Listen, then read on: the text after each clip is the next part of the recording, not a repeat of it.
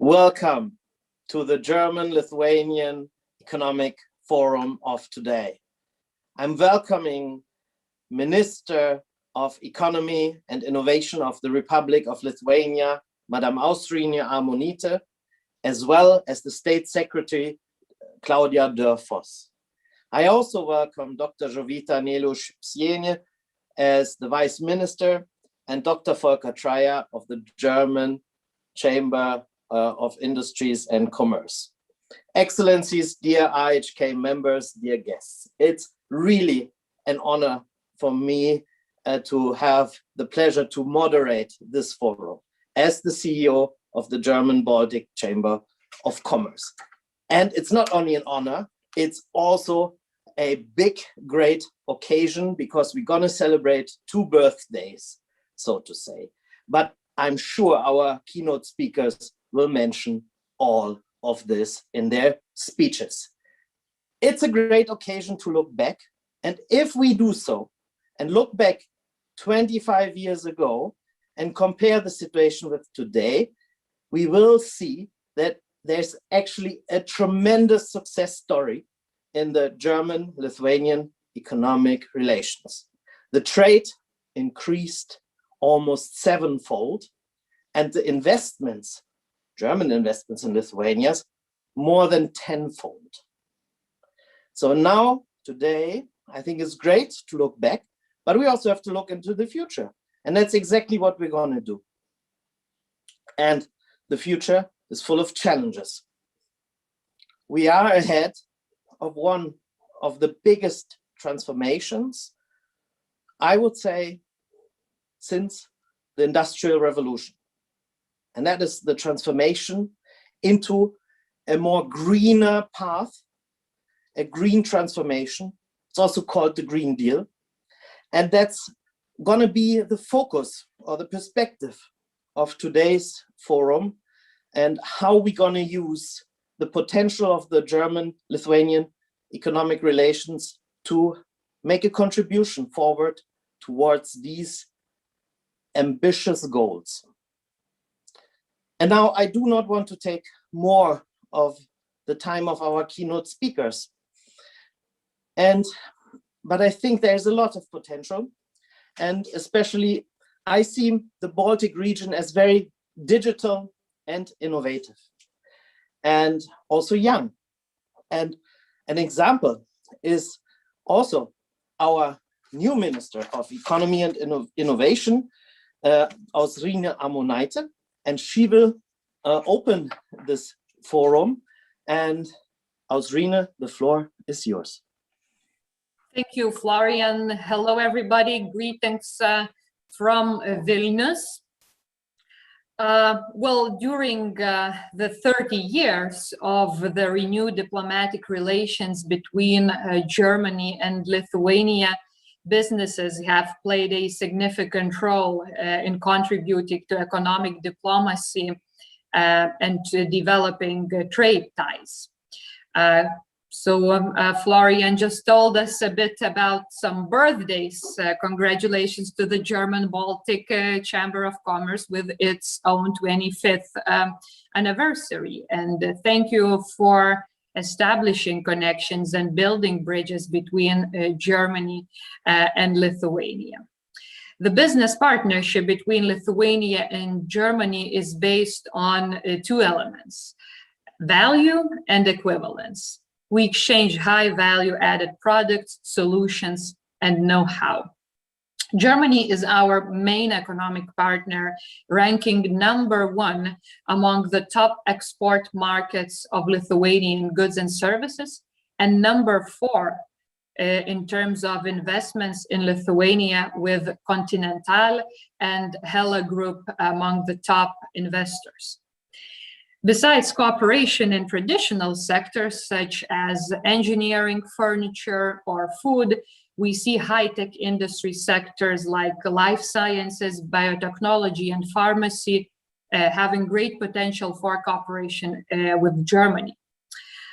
The Lithuanian life science sector with Thermo Fisher Scientific and Hollister, the moving startup ecosystem with Germany known names Vinted or Kleiderkreisel, as it is called in German, the EU leading fintech hub with Revolut and Shift for payments, or digital governance solutions like GovTech Lab are the proof that Lithuania can create and produce especially high value added products and attract the world-known players and investors. And basically, this is not only a future, it is already our present. The Lithuanian companies that are present at this forum today are offering value, expertise, and solutions aimed to focus on business development. This forum is a great opportunity to move forward with the business story of Lithuania and Germany, filling in the margins with new records about our joint success. So thank you very much. Danke schön. Greetings again, and have a great event. Thank you, Madam Minister. And I want to thank you for also highlighting a bit about our program of today's forum, because the sectors you've mentioned, life science, engineering, ICT, are exactly the three sectors which we're going to focus in the deep dive panels a little later on. And there's a lot of interesting content to come. And I want to thank you also, Madam Minister, for the great cooperation in the last 25 years with your ministry, with your government, with Invest in Lithuania, and everybody who is making this forum also possible. And of course, the Lithuanian embassy in Berlin, who has been a close partner and one of our pioneers in building the bridges. Thank you so much. And with such partners, I'm sure we're going to have a great future and exceed even the growth rate of the last 25 years. And now I'm heading over to the German side of the bridge, Madame Claudia Dörr-Voss, who has been also already known to our chamber for some years. And I'm very happy that you could join today. And I also want to use this occasion to thank your ministry for all the support you are giving the bilateral economic relations as well as our chamber. Thank you so much, Madam State Secretary. The floor is yours. Thank you very much, Mr. Schröder, and also a big hello to Minister Oshirine Amonaite and to Vice Minister Dr. Jovita Nelio-Pshene, and also a big hello to Dr. Volker Dreyer, who is with us as well. Indeed, as you have mentioned, 2021 is a very special year for the German-Lithuanian relations. We are celebrating 30 years since the restoration of the diplomatic relations. And as you've said, Florian, also the 25th anniversary of the German-Baltic Chamber of Commerce. And I might like to add my own personal 30 years diplomatic relations with Lithuania, because when I was a young collaborator here in this ministry, I worked in the unit on export credits, on export credit financing. And it was exactly 91 when I was sent as head of delegation with a small delegation to Lithuania and also to the other two Baltic countries in order to find out whether there was enough foreign currency reserves, which would then enable us to open up coverage, as we call it, for export credits to Lithuania and the other two Baltic countries. So I was there and I found out, yes, there was a foreign currency somewhere.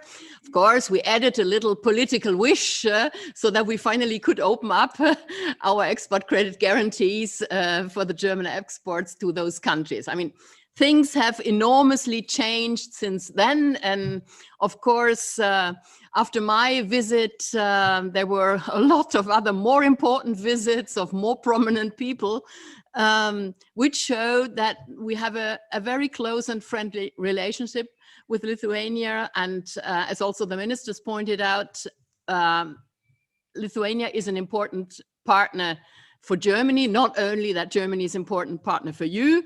And beside the bilateral economic cooperation, we work, of course, together very much at EU level. I only had the opportunity to meet Oshirine last Thursday in Brussels in the Competitiveness Council. And it was only a couple of weeks ago in February since I had a video conference with Jovita on practically, all the topics which interest us bilaterally, but also in EU. And my minister still likes to talk about his visit to Lithuania in the run-up of our EU Council presidency last year, which after all was the only visit he could do as a run-up, because then the pandemic came all over us and he couldn't travel anymore. And pandemic, of course, is the key word, unfortunately still of very much relevance, because the pandemic still takes up a lot of our attention, but there is light at the end of the tunnel, and we can see a slow path of economic recovery, which should now make us a little bit more optimistic and maybe see the ground for even expanded cooperation between our two countries. Because indeed, as we have heard from Mr. Schröder, Lithuania is an attractive place to invest. We have German firms investing in Lithuania, and the investments rose by 16% in 2019, which makes it up to roughly 91 German companies operating there with around 17,000 staff, which I think is a lot.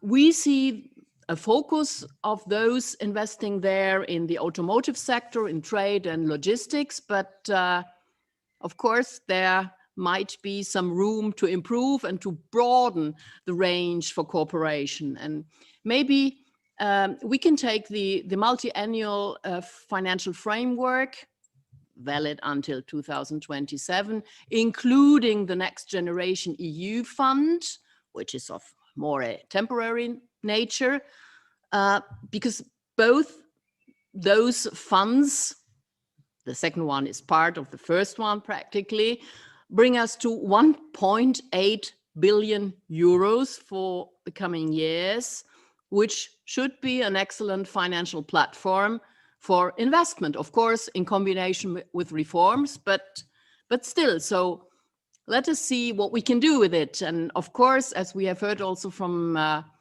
Mr. Schröder, of course, the focus is on green and digital transition.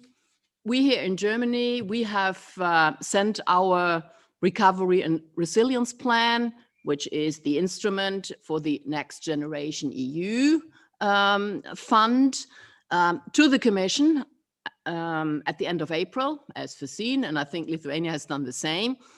We in Germany, we concentrate ourselves on more or less 40 measures, focused again on digitalization, on energy, on the modernization of public administration.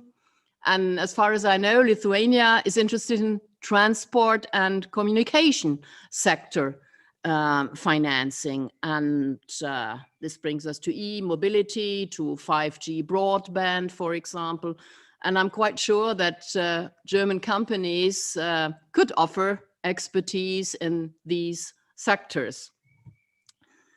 But I have to mention that the German Recovery and Resilience Plan also has the intention to finance European projects.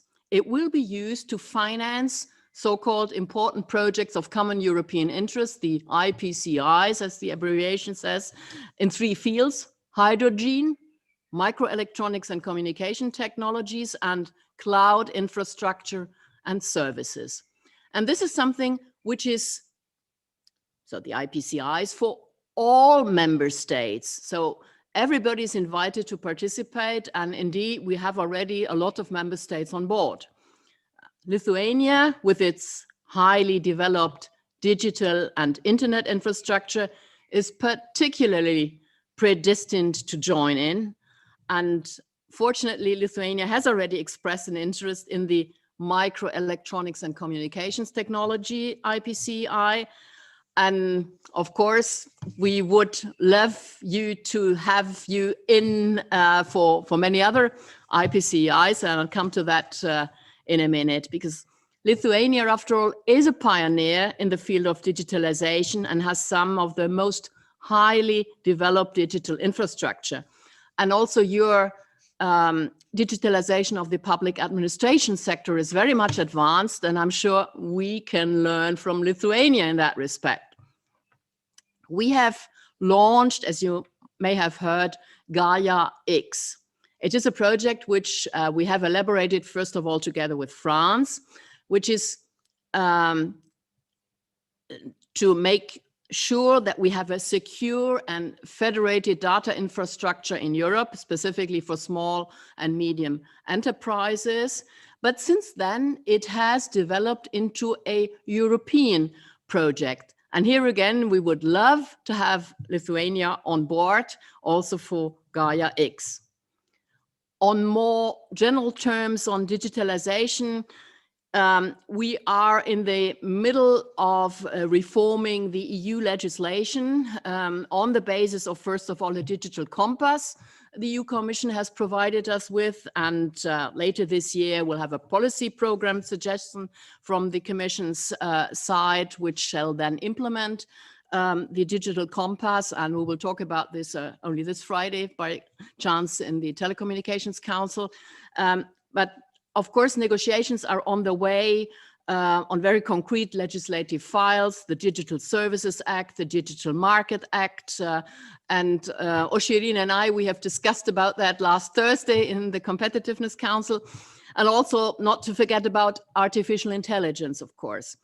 I think we are picking up speed in the whole sector, and Lithuania has recognized that already a couple of time ago, and has been working very intensively on Industry 4.0 for many years. But of course, with the pandemic also in this respect, there has been another boost to make progress quickly. In addition to the Gaia X project I mentioned, I should also put your attention to the industrial cloud IPCI I mentioned before, because here again we are working together with 10 other European countries in order to strengthen Europe's digital sovereignty and to build up a next generation cloud infrastructure. And here Lithuania has a standing invitation to join also in that respect. Again, on more general terms, it is quite clear that the industrial sector is a key player for Europe's economy and Europe's recovery after the crisis. And of course, with a specific focus not only on the digital challenges, but also on the environmental side. We've only recently received the Commission's update of the industrial strategy. The first version, unfortunately, if we may say so, arrived practically at the same time the pandemic came. So it was quite clear that the Commission had to update that. And we think they have really done it with some fresh ideas, some approaches to reshapen Europe's industrial policy, be it on the short-term recovery or on the medium long-term perspective. We think, and again, this was also something Oshirina and I have discussed about at the Competitiveness Council last week. Here again, the Commission, as we see it, has drawn the right conclusions, namely, transformation is urgently necessary, first. Second, strengthen resilience. And third, reduce dependencies in strategically sensitive areas. And this, of course, means also make sure that we have functioning value chains. So these are keywords again, resilience and reduce dependencies in strategically sensitive areas, which again close the circle to IPCIs, which I have mentioned. Last remark on another very important challenge for this year, and that is the EU Green Deal and its concrete implementation into what we call the Fit for 55 package. As you might have heard, Germany only recently has tightened its own climate rules with a greenhouse gas neutrality by 2045, which is a follow-up of a constitutional court's decision. And now, of course, we are looking into the proposals the Commission will come up later this year or even before the summer break. And from a Ministry of Economics perspective, it is, of course, very important that we combine climate action with the idea of flourishing economy and society, which means that we must make sure that this Fit for 55 package will also work in a way as a sustainable growth strategy. And here again, I would like to close the circle to the IPCIs because I mentioned the hydrogen IPCI, which can, of course, just a small maybe contribution give to both climate neutrality and also to growth at the same time. Ladies and gentlemen, Germany, Lithuania, and the EU, as you have seen, face great challenges. We have ambitious goals. If we work together, I think we will certainly be better in succeeding to make the EU more competitive and to gain an edge over global rivals. I therefore thank very much the Lithuanian Embassy in Germany, the German-Baltic Chamber, Invest Lithuania, Enterprise Lithuania, all of you for organizing this event where you will talk about very interesting topics. And I wish you good discussions, a good exchange of views, and of course, new cooperation. Thank you. Thank you, Claudia. It's amazing. I mean, your speech was a list of areas of concrete cooperation potential. And I think that's, you've given us a lot of projects to follow up on, a lot of homework, so to say, but good homework. And I'm very, after your speech, I know we have a lot to do, that's for sure. And well, I just received the number of participants. We have at the moment 348 participants, and that makes it the largest ever German-Lithuanian business forum. And I think that's success is also to Dina Klepone and Enterprise Lithuania and her team, who has done everything possible to really make it a big forum with a widespread audience. And I think if we analyze the potential, we see that the structure of Lithuanian economy and German economy, in fact, is quite similar. We have a lot of small and medium enterprises that are often family owned, and we have a similar strong basis of industrial production, talking about value chains, talking about maybe nearshoring, now getting some stuff back. And I tell you, Lithuania is a secret, is still a secret tip, ein Geheimtipp.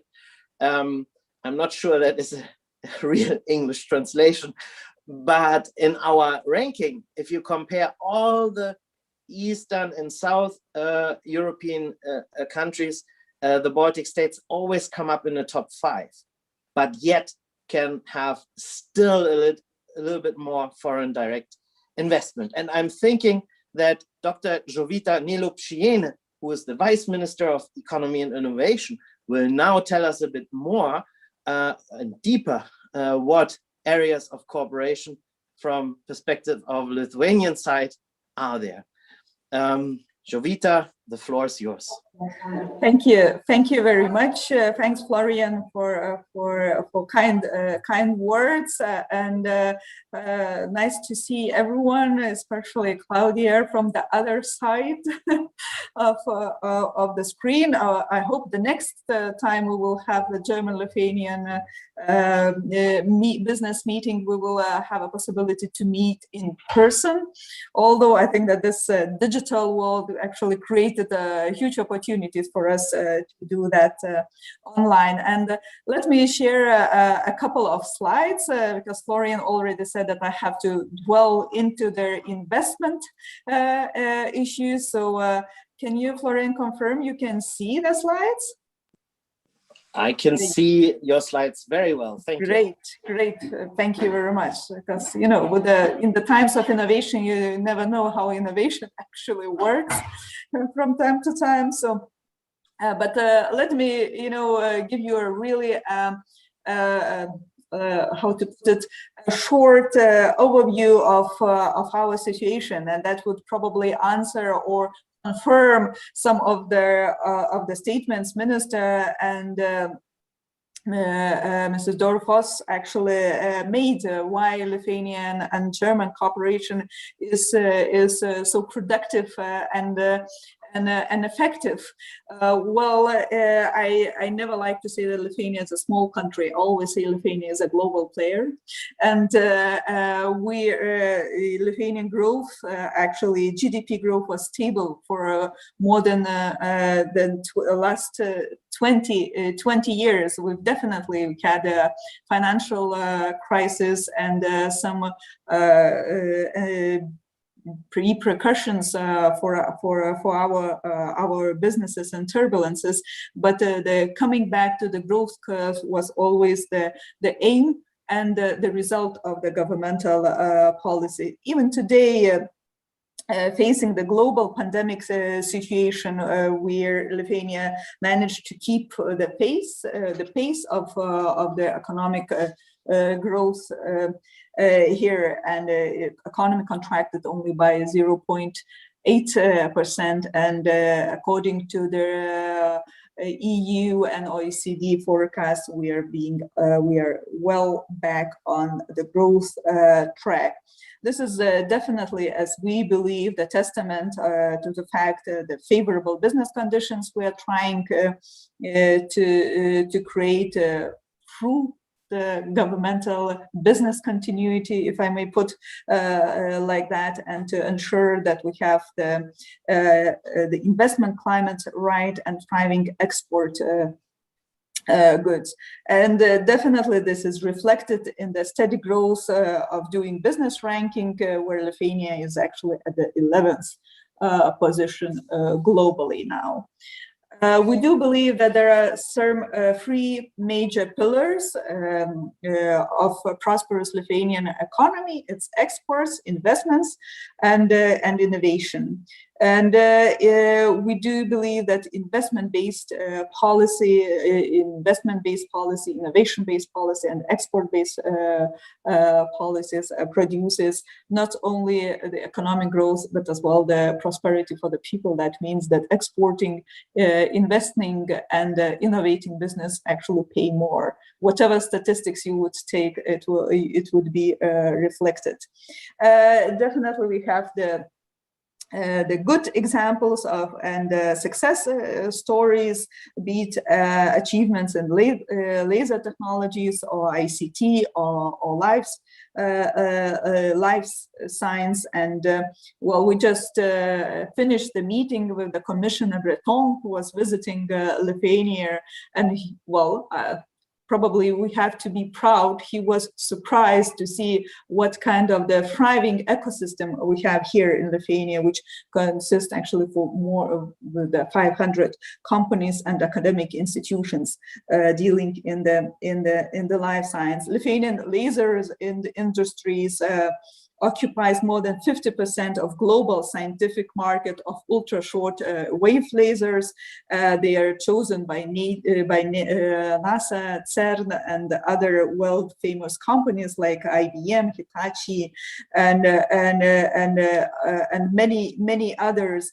More than 90% of 100 best-ranking universities actually chooses those kind of lasers for their academic work as well. So Lithuania is known, I guess, in Germany due to their other technologies, not so high-end, maybe highest and friendliest to the customers, that we developed future mobility ecosystems, and companies like Dancer e-buses or Trafi, Berlin public transport sharing app, and Alinta have paved the way next steps to their future cooperation in the eco-friendly transportation system. So from the very high end to the user-friendly economy. As I have mentioned already, we have really huge successes in life science, and the sector has been growing annually last 5 years, and now this sector actually produces more than 1% of Lithuanian GDP, which is 6 times higher than the EU average. And not to be too humble, although Lithuanians are quite known for being quite humble, but it's not humble day for me today. We are planning and we are aiming to achieve 5% of GDP from life science by 2030. I do believe that ambitions actually, and the challenges we're facing with the pandemic, I think that EU as a whole has to put those kind of the ambitions. At the moment, our life science companies are operating, and 90% of them actually are exporting. 50% of this export goes to the EU country, and the main export markets, you won't believe, the main export market is Germany, but of course, jokes aside, is Germany, Poland, and US. And interestingly enough, that Lithuanian capital companies in life science actually are becoming investors. One of the company like Northway Biotech is one of the investors in the US.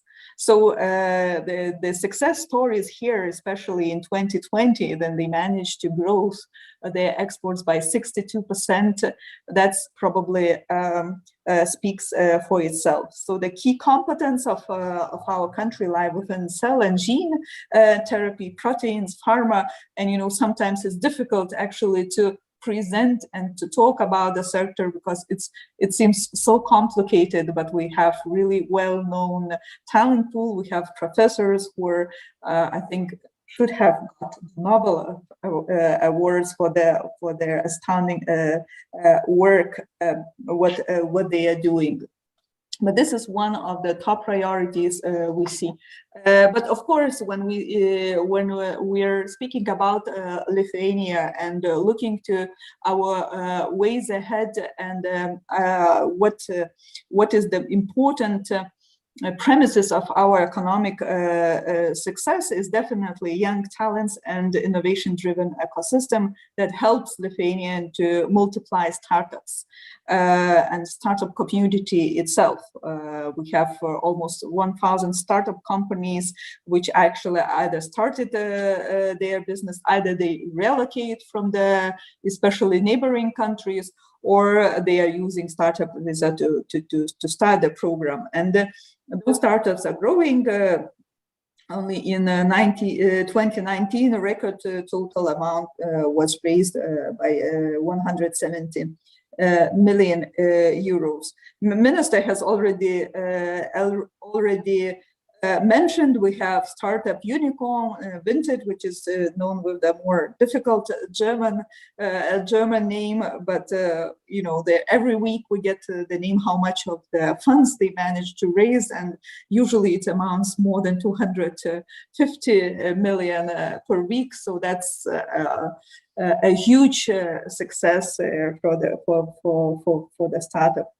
And definitely there are other startups from Lithuania also shown interest in German market. It's Occipit, AI medical imagining startup, already has a partnership with scientists and hospitals in Germany and France, as well, of course, in other European countries, but working quite quite actively. Well, exports is the driving force of Lithuanian economy, and most of the foreign companies actually investing now in Lithuania are our major exporters. In the recent years, most of the exporting companies identified Germany as the top priority for their activities, and definitely this actually represents itself in the statistics. Germany ranks #1 among the top export market of Lithuanian goods and services, and therefore the cooperation between Lithuania and Germany is really the key for of the economic success, and definitely our companies, not only governments, looking for their further closer relations and export development. And as Claudia has already mentioned, being part of the supply chains, I think that could make it easier for us be part of this European export market, a European production chain. There was the performance in FDI. Definitely, I think that you would not find the government in the world which would say that no, we are not looking for their FDIs. But for us, it's the investment climate and attracting foreign direct investment is a very the government set quite a high expectation in this, and in the government, even in the governmental program, it's enshrined that we have to aim to increase them, and I'm sure that it will remain top priority for whole term of the government and even beyond. In last year, Germany was among the biggest investors here. German companies were the largest investing companies in Lithuania. Just to mention a few: Hella, Homan, Lidl. There are only few names we usually mention. They are large not only by the money-wise, how much it is invested, but as well how much of the new jobs is created, which is definitely important for us. So in the last 10 years, Germany has amounted for over 9% of total foreign direct investments in Lithuania. Now it's fourth place in terms of investing, but I'm sure that colleagues from business will be speaking there, and they will say that there is still a waste of opportunities to use. One of their angles where we are looking for the investments is not only life science, but as well global business service, so-called GBS, and the most growing sector in Lithuania for the last couple of years. Now in Lithuania, more than 20,000 people actually are employed in the GBS sector. Most of the functions in Lithuania which are performed are IT, financing, accounting, custom operations, although some of the companies actually transferring their GBS R&D, data, robotics. So it's definitely really a full scale. The biggest name is Danske Bank and Western Union, but we are proud to host GBS companies from the Fortune 500, such as Moody's, Data Incorporated, and and others. One of the elements which some colleagues may know, we expect the boost of not only JBS sector but in general IT sector because of the recent relocation of large Belarusian IT companies to Lithuania. We have already a couple of really big names here in Lithuania, but we expect more as well, sorry to say, the situation in our neighboring country is not getting better, and business really has to continue and to work. Manufacturing, I think that there is one common thing Lithuania and Germany has together. Not only one, but one thing. We want to be an industrial country. I saw the president of Lithuanian Industrialist online. I'm sure he will not deny that, but. Lithuania is a manufacturing country, and we would like to remain so. And this manufacturing sector accounts for more of 1/5 of national GDP, and definitely for us it's important because it's manufacturing industry is actually exporting. More than 60% of production is exported, and it employs quite a number of Lithuanian labor force in general. So for us, most important benefits of investments, I think, is the world-class infrastructure we have, deep technical expertise, and well-educated talent pool. So, you see what the life science, IT, JBS, and manufacturing, and the question is how to do that better to make sure that we attract foreign direct investments, and as well, on the other hand, we actually scale up national investments, which was not always the case. So we have a new regulation in Lithuania. It comes into force from the 1st of January this year. So we really trying to work constantly on improving investment climate. This new regulation is intended to attract large-scale investment projects, to cut red tape, and definitely financial and tax incentives, as usually is for direct investments. I hope that would actually help us to make the next slide even more colorful than we have. Here is the largest German investors in Lithuania. The big names. The success, I think that this is the names of the success, if I may put like that, between Lithuania and Germany. And some German companies already said yes to Lithuania. I hope that our new regulations and new enthusiasm will help to inspire even more to find Lithuania on the map, and actually for the German companies to spread the message that this is the right place to do business. Thank you very much. Back to you, Florian. Thank you, Jovita. And indeed, I mean, I'm proud, I have to say, that at least in the last 3 years, I think these Hella, Lidl, Continental, and Humanit and Rehau actually put Germany on #1 of the foreign direct investors in Lithuania. But of course, we take the 4th place as a challenge.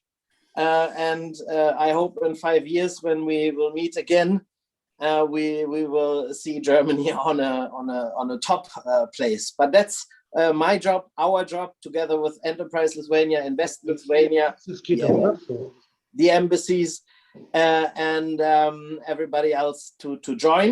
And that's exactly also why we do this forum, because we just not came here to give speeches to you, dear entrepreneurs, but to connect you and to match you up to work with these projects. And yeah, we're going to show you in the next panel 6 success stories with also some future perspective. But before we do that, we come to kind of the message, the keynote of Dr. Volker Dreyer, who is the Managing Director, Deputy CEO of the German Chamber of Commerce and Industries, kind of our mother headquarter organization. I'm very glad he has time to join us. And Volker, the floor is yours. Thank you, Florian, that you label me as a mother and not as godfather.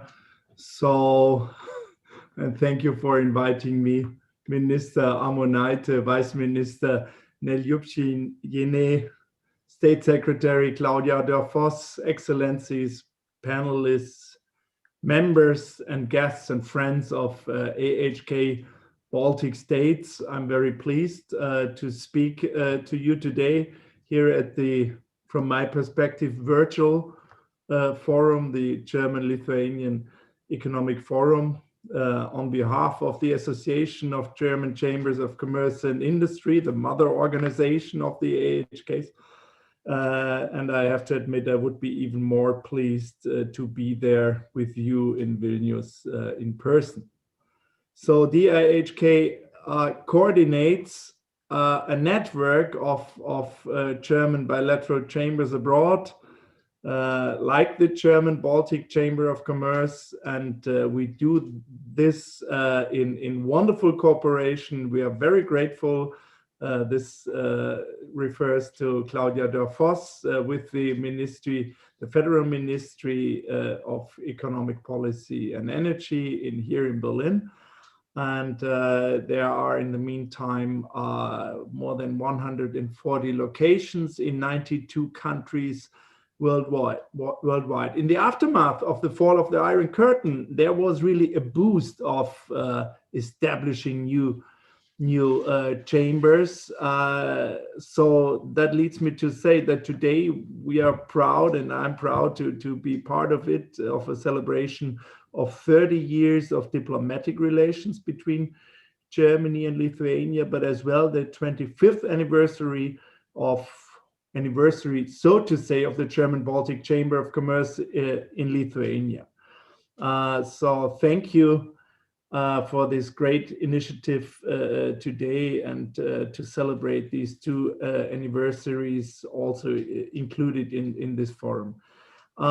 The restart of the economic relations between our countries began immediately after Lithuania regained its independence in 1991. Already 5 years later, and this is exactly now 25 years ago, the first official representative office of the German economy has been established in Vilnius. In 2004, there was an upgrading of this representative office, and the AHK Baltic States, as we know it today, was founded. It reaches over the 3 Baltic states from Vilnius over Riga to Tallinn. And it's really a unique example in our network, and it's really a success story from our perspective. Over the years, the chamber grew in members from, I would say, a handful of companies to up to now around about 400 members. And it grew in staff, and it was thus able to steadily increase its commitment and its services for companies. For example, consulting for the market entry, or finding business partners. The big German investors of recent times, such as Lidl, Hella, Continental, Rehau, or Micron, and others, are not only members of the German-Baltic Chamber, but some of them are board members of the chamber in Lithuania too, which really reflects the good connection that has been built over the last 25 years. German investors appreciate Lithuania as a location for their business activities. In the annual Chamber survey among 16 countries in Central and Eastern Europe, Lithuania regularly ranks in the upper half. And these 16 countries are in a very good position when we compare this worldwide. The high level of education and skills on the workforce plays an important role in this respect. And thanks to the German-Baltic Chamber, to the AHK, dual education has now also found its way onto the political agenda in Lithuania. This is really great. Lithuania has talent, has a young and innovative business environment, and it is following a strategic development plan. Recently, Vilnius has been ranked the first time among the top 25 global cities of the future by the foreign direct investment indicators at the Financial Times. Congrats for this success.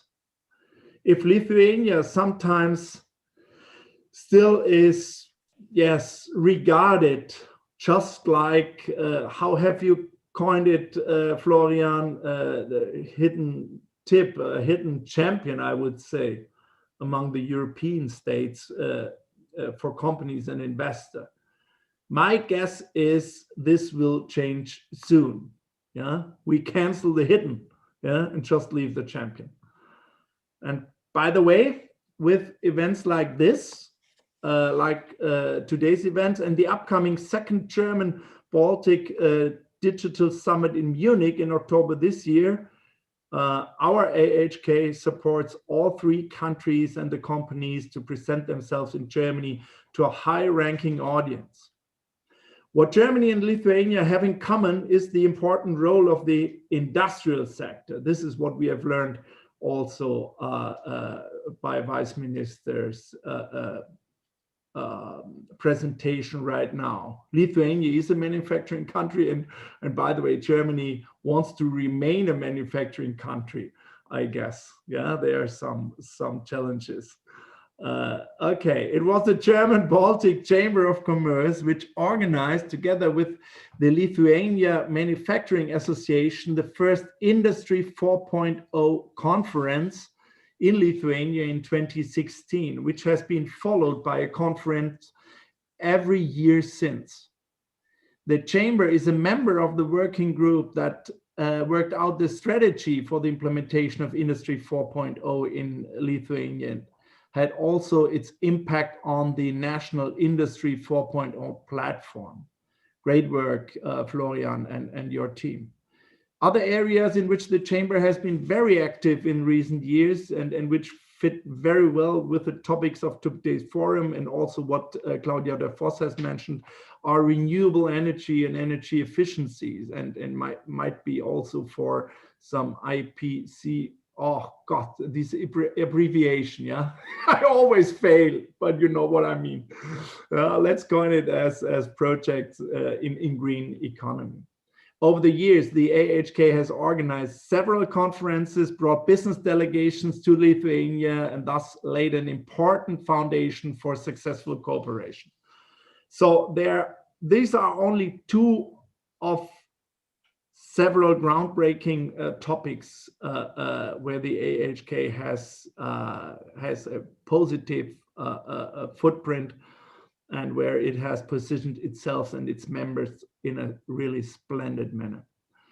And that leads me to say thank you. Thanks, first of all, to the founding president, Dr. Gunther Dunkel of the Chamber, and its successors, Thomas Schölkopf and Christopher Zimmer, the current president. No less thanks goes to the previous regional presidents in Lithuania, starting from Achim Naumann up to the current regional president, Dr. Bagdonavičius.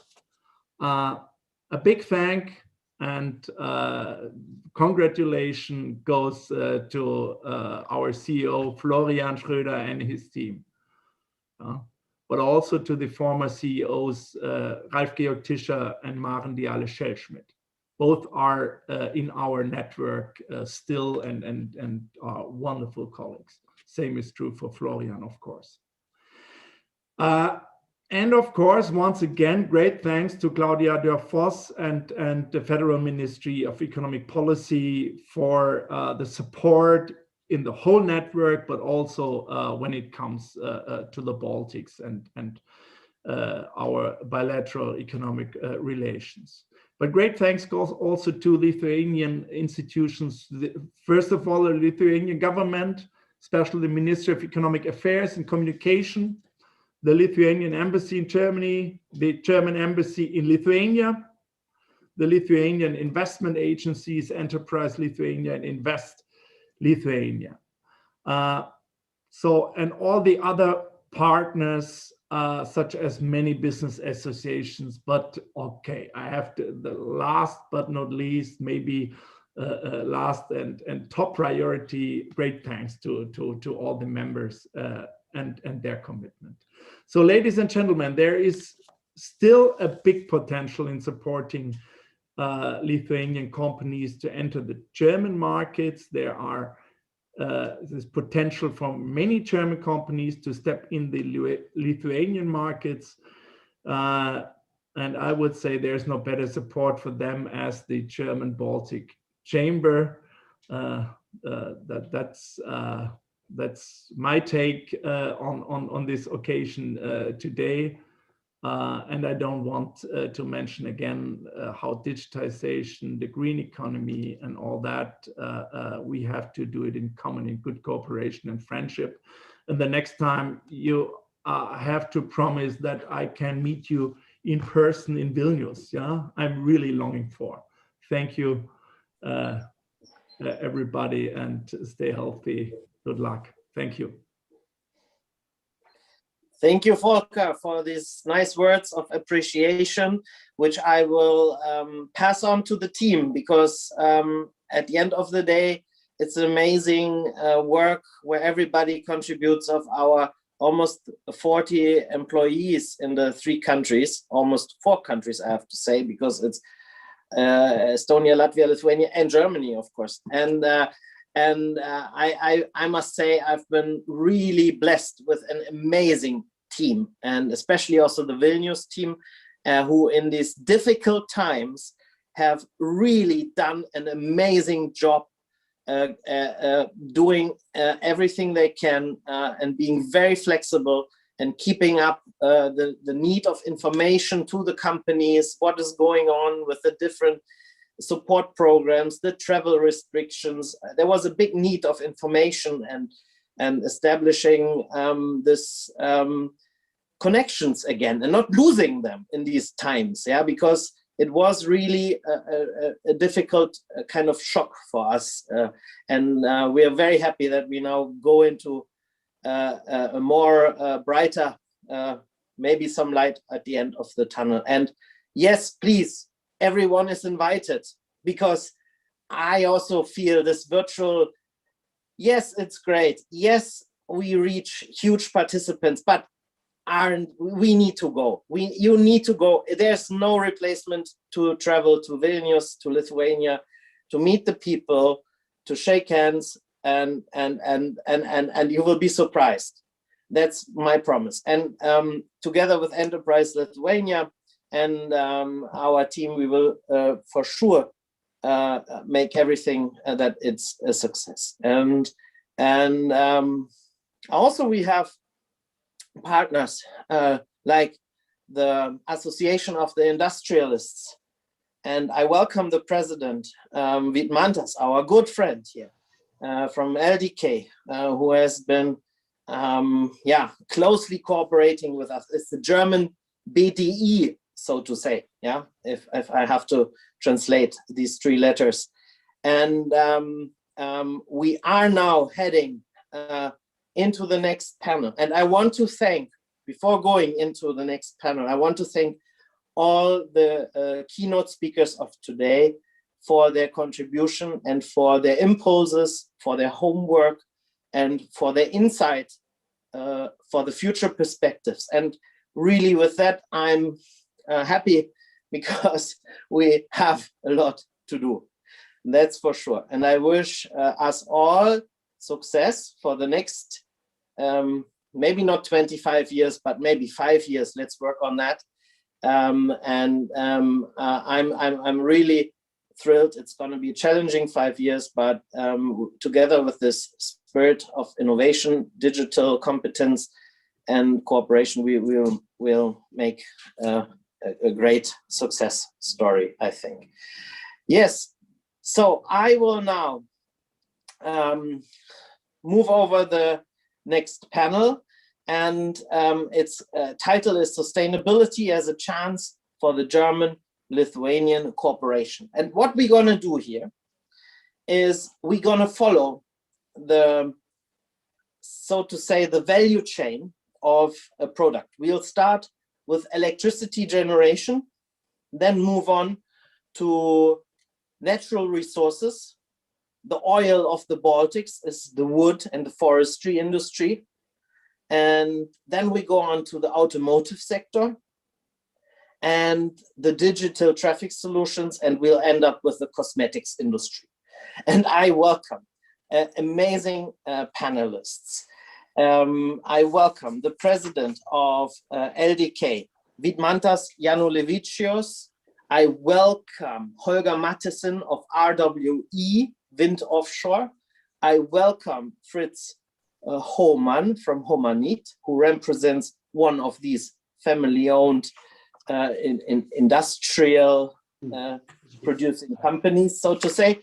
And I welcome also Indre Blauzitz-United from Truffy, and I welcome very much our good friend Shayan Ali from Continental.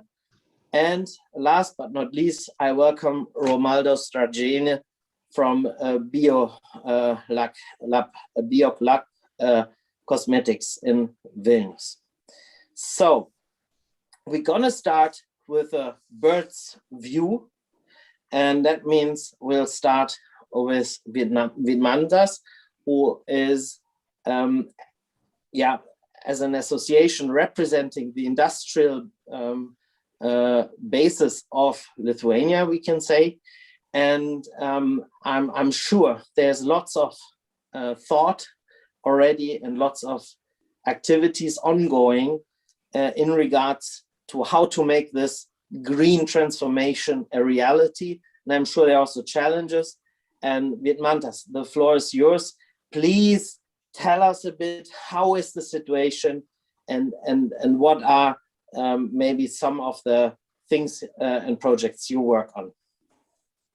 Yes, thank you, Florian. You hear me well, yeah? Great. Yes. Once more, thank you for this nice mood, you know, what you are creating, Florian. And I just want to say what I was 10 years member of AHK as well, since 1998 till 2008. But unfortunately, afterwards, I joined another things. Relations are still there. And I am very positively remember my time when a lot of German delegation visit my factory. And by the way, congratulations with the 25th anniversary, which you have now. And by the way, I have my own anniversary, because you just remind me that 30 years ago, I start my private business activity and especially start with Germany. Exactly 30 years ago, it was summer 1991. I start to work with a Heraeus company, which is located in Hanau. Then I start to work with a buyer on the plastics. And this is really kind of, you know, you bring me back 30 years ago, and I remember these positive things. And of course, relations, my private relations, Lithuanian Confederation of Industrialists, they have really very deep and good relations with Germany. And we are very happy to be there, to represent us. And at the same time, we are very happy that a lot of manufacturing and industrialists, you know, if you will visit the Lithuania, across the Lithuania, and I think across the Baltics, in each factory, you will find the German manufacturing equipment. Since 2004, by my private calculations, it was Lithuanian bought around 14 billion equipment from Germany, which is really still working. And we know that this is a trustable equipment. And as an industrialist, I need to talk about the equipment. I need to talk about the productivity. But just bad view, as we mentioned, generally, I would like to say that COVID-19, of course, we have very difficult period and time for all of us. But I think we will be the winners. The industrialists and producers will be the winners after this COVID-19. Why? Just because, you know, the shortages of the supply, the globalization shows, let's say, another phase. It's not so nice and not so easy to be global. We need to have vertical integrated chains inside our Europe. This gives possibility again to bring back us on manufacturing, countries as Germany, as Lithuania. And of course, our GDP, 20% of the manufacturing and industrialists, it's not the same as in Germany, you have higher, but this is really the target, what we need to do. That's mean with the shortages of the supply chains, I think the COVID-19 will play the positive role to bring back all manufacturing inside our Europe. Of course, we have the difficulties, I know, and these difficulties pushed us to change. During the pandemic, a lot of businesses understood how large of an impact of digitalization has. And this is a still opportunity for all of us. And I think we need to speed up our digitalization processes. At the same time, we need to speed up our new energy transition sites, as we mentioned, green energy transition, and especially through the hydrogen, because hydrogen gives possibility for us to go to reduce our, let's say, gas emissions, at the same time to be independent on all of vertical chains to produce everything, to produce energy clearly with the wind, with the solar, we can transfer for the hydrogen and to produce everything what we can. Well, a few topics, just maybe, you know, of course, the EU strategy is very nice regarding the manufacturing, but we need to protect our industry with the CBAM, Carbon Border Adjustment Mechanism, because this transition will cost a lot for the manufacturing side, for the industrialists. If we will not try to put third countries on the way which we are thinking, that's mean to be more greener, more cleaner, it will be very difficult for us to survive. And at the same time, you know, we will destroy our good efforts. That's mean we hope that the Germany will continuously support the Carbon Border Adjustment Mechanism, and as well the AHK and BDI and BDA will support on this track, and we will reach these targets and make more competitiveness Europe, more competitiveness Germany, and more competitiveness, of course, Lithuania. That's congratulations once more on the 25th anniversary. Thank you for possibility to be there, and till our next discussions. Thank you, Vidmantas. I think you've made an excellent speech with a bird's view, and thanks also for a clear message from Vilnius to Berlin. And I'm sure Claudia is listening, and the message will reach her. The Lithuanian industry is saying Germany needs to work together on the European level with Lithuania in order to have the right level playing field when it comes to carbon reduction, and make sure that the others are also playing to the same rules, because it is a global competition, it is a global business. We all know that. We are not alone, and there is China, there is US, there is Russia, there is Brazil, and there is India, and they're all emitting CO2. And yeah, but okay, we have set this ambitious goals. And I think now we come to, yeah, let's say where it all starts, the energy. Without energy, no production, at least not in an industrial or post-industrial digital age. We need energy, we need electricity, and we need to generate it CO2 neutral. And that's where wind comes in. Holger, the floor is yours. Thank you very much, Florian, for organizing the event and also for inviting RWE and myself. And I can echo, I found quite inspiring what Vidmantas has said.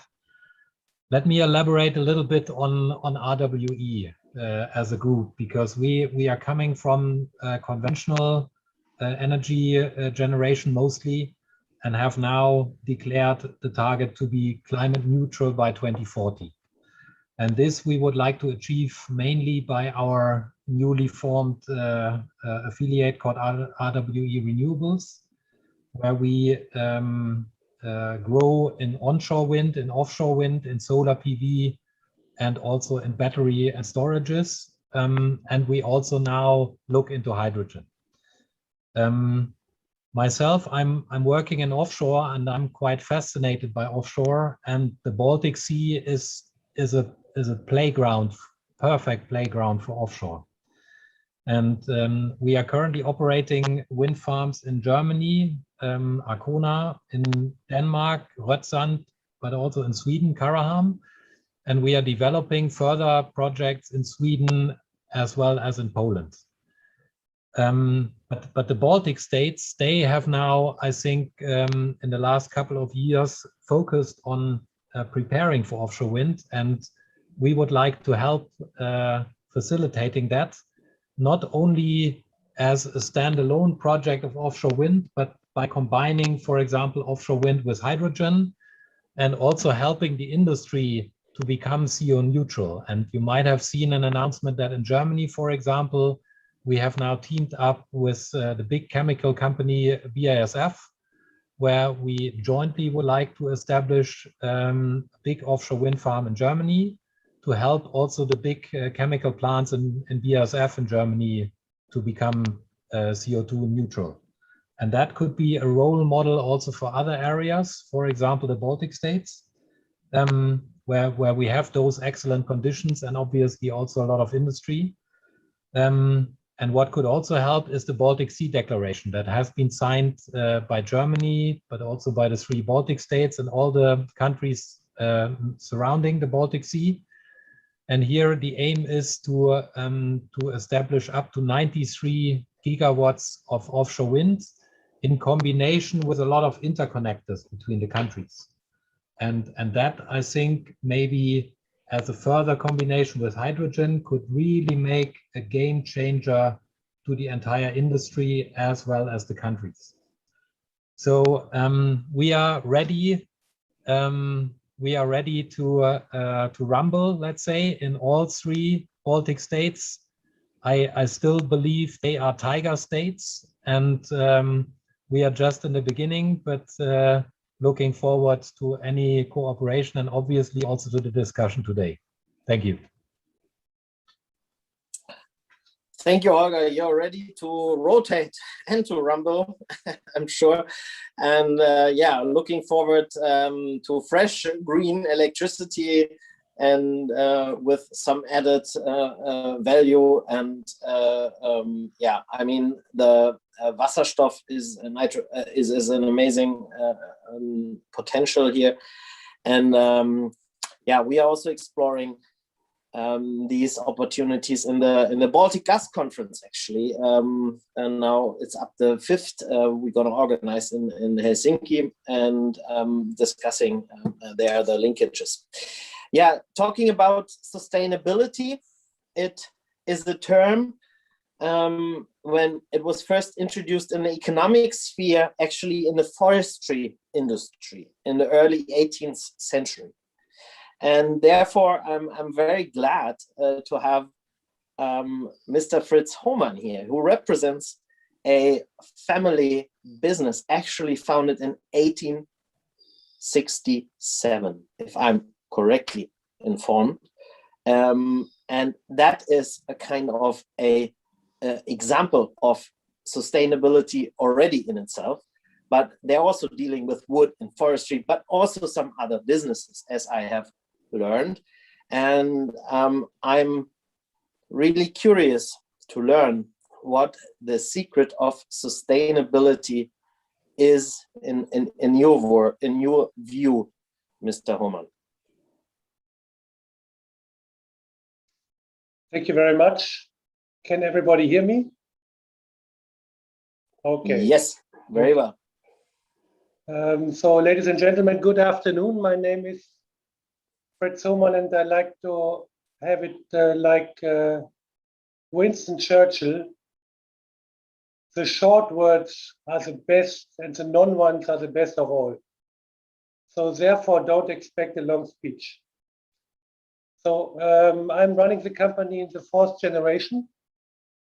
And my relatives before, they were producing food, margarine and fine food, since 113 years. My father passed away in 1989. I took over the business, and then we start to produce wood-based panels. And wood-based panels, what we are producing is used for back panels for furniture, drawer bottoms for furniture. And I would always say, without a back panel, no cabinet is standing, because it's like a spine. We are producing in Poland in 2 facilities and in 1 facility in Germany. And we decided now to build a huge facility in Lithuania. From my knowledge, it's the biggest and the largest foreign investment in Lithuania. We talk about 175 million euro in the next 18 months. So after the last 30 years, we became market leader for the thin board special application. And we are on the way to achieve the status of national importance in Lithuania. Maybe everybody of you asked why Mr. Hohmann or a company like Hohmann gets the status. It's very simple to explain. First of all, everybody knows that the furniture industry is extremely important for the Lithuanian economy. And with our investment, we make the Lithuanian furniture industry more competitive. Because we are nearby, we can provide better service, shorter lead times, in the end, better prices. That means more competitiveness. The second point why we will achieve it is that we are using Lithuanian wood. And now I come to your point, Florian. We are, from the beginning, from the raw material to the end product, sustainable. Because you say it's forestry economic. And to be economic, you have to farm forest and you have to harvest. And therefore, everybody of you know this quality Siegel FSC, Forest Steward Council. That means it's sustainable forestry economic. You never harvest more than you are planting. And therefore, we will get the status. And having said that, you can imagine every tree or every log which is coming in our factory will use in our factory. That means when we debark it, for example, we use the bark to generate thermal energy. With the thermal energy, we dry the fiber. With the fiber, we produce a board. When the board is in the end of the life cycle, we can take it back. We can use it as a panel again or burn it again. So it's more or less cradle to cradle. And I would say for this point, I know I have 3 minutes. It's enough, and maybe I have the chance to talk a little bit more deeply later. Thank you very much. Thank you so much, Mr. Hohmann. Yeah, I mean, you haven't really answered my question, but Okay, sorry. Part of our worldwide service. What was the secret of the sustainability, let's say, in your family business? Do you think it makes a difference? I mean, that was your opening statement. You said, I'm doing this in the 4th generation. I would say family business, running family business in the 4th generation, it's sustainable itself. You know what I mean? What is the time perspective you think when you're going in the morning to the business? What is the morning for you? So I think the difference between a hired manager and the entrepreneur is that I never stop thinking. That means I always think to how to optimize the process, how to reduce energy consumption, what we can do better, where's a better product, where's a better service, where we can save everything, chemicals, electricity. That's the ongoing process. And I'm very glad that I have also healthy kids, and they are very interested in the business. So the next generation is waiting. But I still have enough power to do a lot of things. We are looking forward to your entrepreneurial spirit and success in Lithuania, and I'm sure you're going to join us. And by the way, everybody, I hope you join us to celebrate in October. We'll be at the 27 about October. That's the plan, to join our 25th birthday, and it's really cool. I'm going to get a 25th birthday again. That's amazing. Feels great. Yeah. So now we go over to automotive, and now Cheyenne is who's the bigger investment, Continental or Humanit? What's the story? What did you do in Kaunas, actually? Also no longer secret or hidden germ. I now looked it up. The English term is hidden germ, I think, for and a quite amazing story there with if you visit the industrial area in Kaunas, the economic zone, yeah, it's basically already in its third phase and everything is booked out. That's quite a boom. Cheyenne, the floor is yours.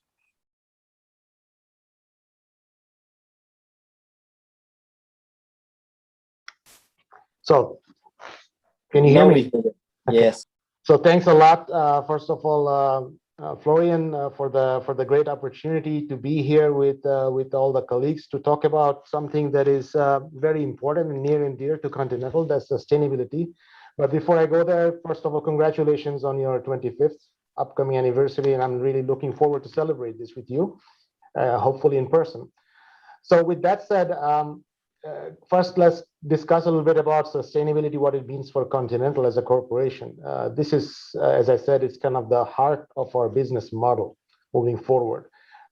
Starting from the corporate push of going carbon neutrality till 2050, being a responsible value chain till 2050, and also from the energy and environmental strategy roadmap that is coming from our CEO, Dr. Setzer, driving the roadmap to 2030 towards enhancing climate, water, and resource efficiency. So you can see the push is coming really from the top down. And then where does it lead us? It leads us to creating products that adds value. So here we are focusing in transforming into products that are going to be sustainable, designed towards future mobility and electrification, and to keep this in a very sustainable manner, to push it towards where it needs to go. So from the corporate back to the plant or back to our location in Lithuania, if you see, we are the largest foreign investment in the country. As a greenfield investor, recently just announced an additional investment, as you've heard, that pushes us towards a significant amount of investment and growth. And the push for that is to start from beginning. We thought about creating a sustainable plant. So whether we start from the spec of Industry 4.0, we are an Industry 4.0 plant. But not only that, we are very proud that we have also accomplished this LEED Gold certification, which is actually first in our Continental. First of all, it's the first manufacturing plant to receive this prestigious award. And then we are also first manufacturing building in Lithuania to achieve this. It's an extremely prestigious award, but for that we have to work twice as hard to be able to sustain this. At the same time, do very forward-thinking, very proactive planning. So our design phase of the building, starting from all the features we enhanced in here, to keep it short and sweet, whether it's energy savings, water management, or creating a fully LED lighting with a building management system that's fully automated, you name it. We have it right here in the location. So that's the beginning. And then the products we are introducing in our plant goes a long way of promoting future mobility and sustainability. So all said and done, I would say it's a holistic package that we are landing here, and we are really super excited about this. And coming back to where sustainability leads us, I always say sustainability is backed by two major pillars. We need stability, and we gotta be agile. Without agility and stability, we really cannot achieve sustainability. And this is where our value stream map comes in. This is where our vision and mission is tied up into the plant, into the location, going all the way lined up with our corporate. And that's really where we see a bright future ahead of us in the country to create a role model and also help us get there. So that's kind of overall scope from continental side. Well, thanks, Shayan. I mean, you have now, you have shared the secret of how to move forward, to be stable and agile. Now, that's if you ever discover the mathematical or physical formula to achieve that, please send it to me, because I want to be that for sure. It's not easy. It's not easy. And to save Mr. Hohmann and his investment, maybe we can agree that his investment is the largest sustainable investment when you see it as a brownfield investment. But because they decided to go in a brownfield, which means they reactivate and recycle an existing plant. But I know for automotive business, that's not possible technologically, because you need to start with a clean set, and that's amazing. I mean, I've seen the plant you built.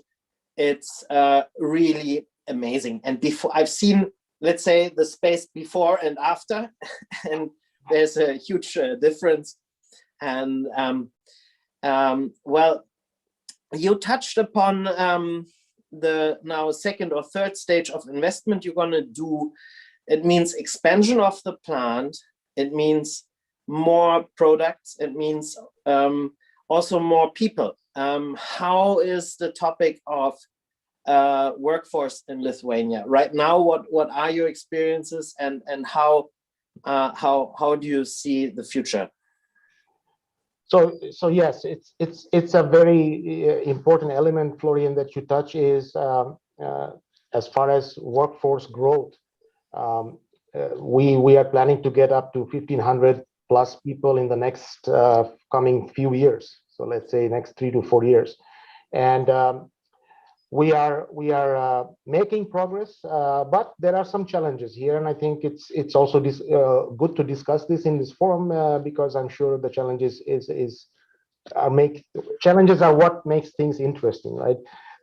So yes, there has to be some planning in place, some forward thinking, some proactive measures has to be taken to grow and develop the talent pool in the country, because more and more investors are coming, as we also heard from the beginning opening of the meeting here. And here, that means a larger pool of people or talent has to be developed. Otherwise, we all will face some struggles and challenges. This is pretty much clear. So yes, we are on the boat. We are really taking some proactive measures like internship development, apprenticeship programs. We are also invested into this vocational program that Florian, you and I have passionately discussed many times. So we're actually happy that we are one of the first ones to start this activity already with one of the technical colleges. And I think these are the areas where we have to really strengthen and focus our attention.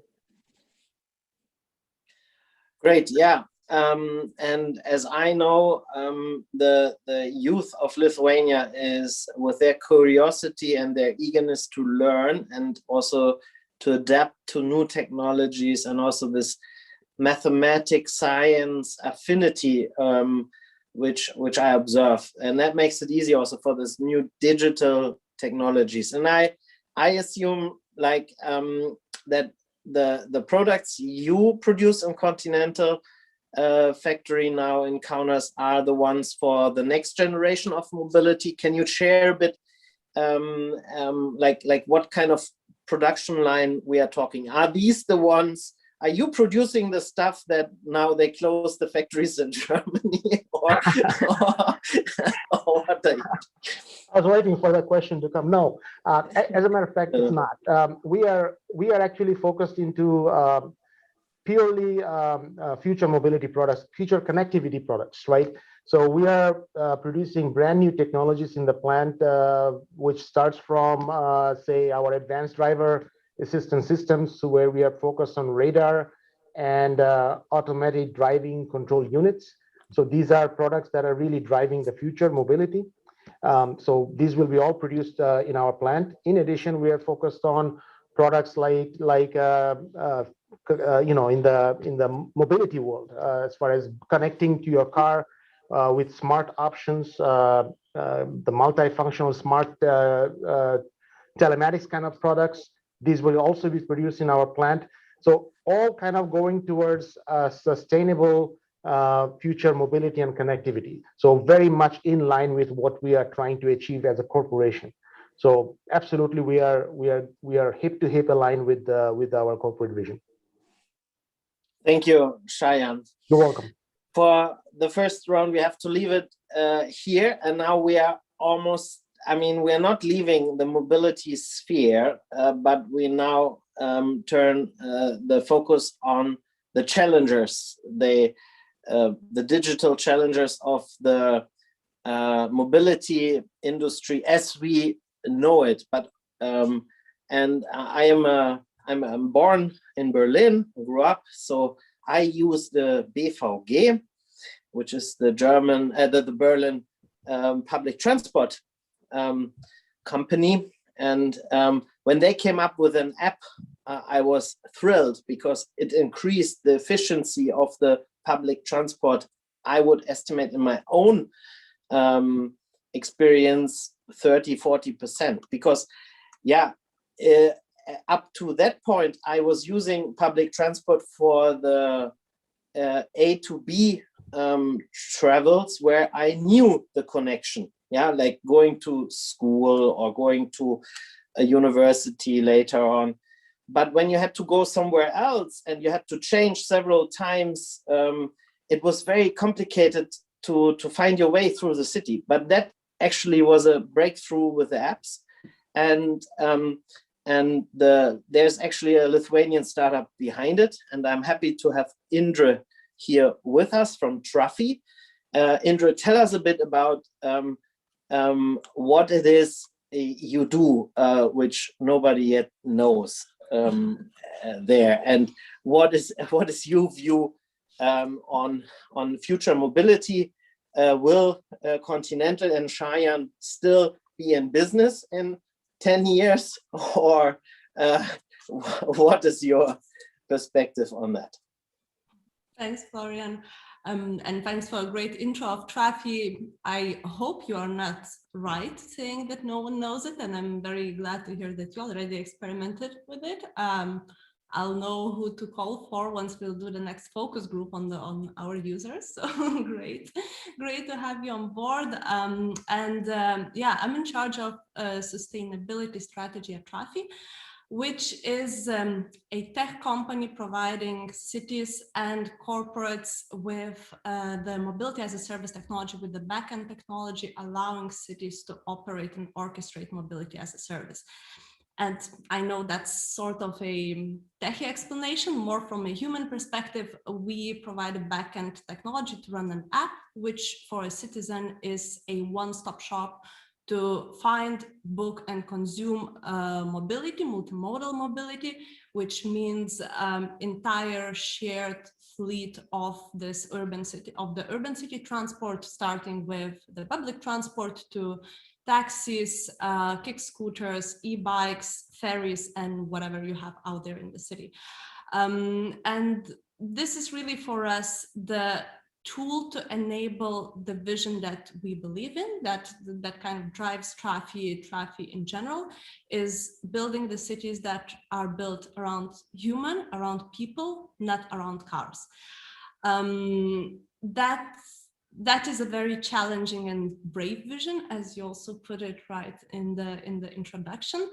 But I'm glad that we are not the only ones with it. More and more companies believe in that vision. Also in the European Green Deal, we have a lot of action plans to reduce mobility, to reduce car centricity, to reduce emissions from the transport, which today assembles into a scary number of 1/4 of total emissions of Europe, and really fighting car centricity is kind of the key action behind it. And definitely to do it in Germany or with Germany, with the country which has maybe the oldest and the richest culture of car driving and industry of car manufacturing, that's really a challenge.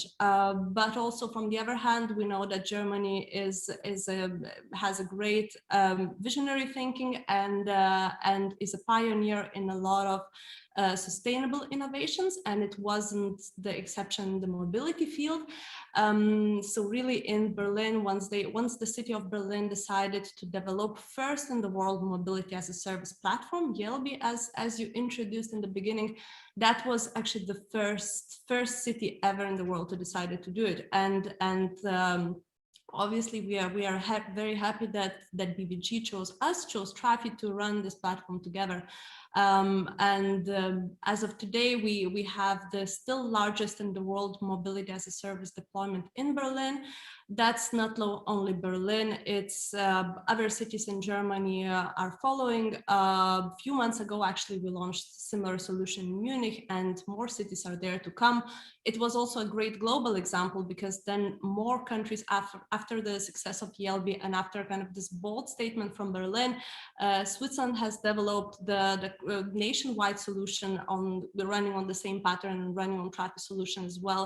We are developing more, working with more cities in Latin America, also back in Europe, and really the demand for this technology is rocketing based on this example from Berlin. And to answer your question, what's the vision of the car and car manufacturers in this? I really think that's again where the beauty of Germany's example is, because it's not about killing one industry and kind of replacing it, disrupting it with a new one. I think Germany sets a great example of collaboration, and really collaboration for me is the keyword if we have to describe our job in Germany and mobility, future of mobility in general. It's a collaboration between companies who would maybe naturally be seen as competitors, but it's really about this joint global vision together. It's a collaboration between public and private companies, such as cities and technology providers, because really just working together, working hand in hand, we can implement innovation at speed, but also we can spread it at scale right away. And that's crucial, because we don't have time to do it, each of us in our silos, and we have to work together towards this greater vision. Thank you, Indra. Is there, and let's take 10 years from today, will there be still cars driving in Berlin? I'm sure there will be, mobility in general, or mobility as a service, doesn't have a goal to kill a car. Obviously, we are fighting for reducing the number of cars, or reducing the number of private cars in the city, because I mean, each of us live it, each of us face it, the congestion, pollution, noise. There are a lot of things that doesn't support the wealthy living in cities, and all of us want to fix it, I'm sure about it. But yes, it's still a great innovation back in the days, which we need from time to time. So it's not, again, it's not about killing one mode and replacing it with something else, or prioritizing something else. Instead, I would say it's about balance between different modes and the mindful consumption, and really using the mode which needs to be used in the certain point of time. Maybe also changing or adapting your traveling behaviors, your commuting behaviors. And actually pandemic had a great impact to this. We see lots of changes on behavior of, we obviously we don't travel to work as much today, but when we will, maybe there won't be any more the peak times, maybe there won't be any more kind of massive moving from one city center to kind of from the outskirts to the city center. So really a lot of patterns are changing around it. And again, that's where collaboration is needed. That's why it's not a job of one company or one industry to do it. So yes, the cars are going to be there. I'm hoping they won't be used as much and they will be used more mindfully. Yeah, or maybe more efficiently. Yeah, and that's what my experience was with the digital dimension introduced into public transport. It made it really more user-friendly. It made it more efficient. And yeah, I mean, there's also emission-free cars coming up, or already. I mean, they're already there, and I already could see Cheyenne wanting almost to step in and say something. But I'm sure Continental is working on that transformation. And I mean, there's yeah, probably there will be still also public transport. When there's public transport, there's buses, and this car sharing actually quite smart concept. But then also you mentioned this COVID pandemic, and my friends, yes, they travel in total less, but they travel more in cars because they were scared in the public transport. So yeah, the pandemic, let's hope and that it's soon over and getting back to more normal, and then let's see what will be the long-term effect of the pandemic itself. I'm not so sure if it's really a driver in this case, for sure in the digitalization. Yeah, good. I think we'll now move on to a very important industry. We are using cars every day, or mobility, but we're also using in the morning when we get up, we brush our teeth, we use toothpaste, we use some creams. It's a cosmetics industry, and there is a cosmetic industry in the Baltics, especially also in Lithuania.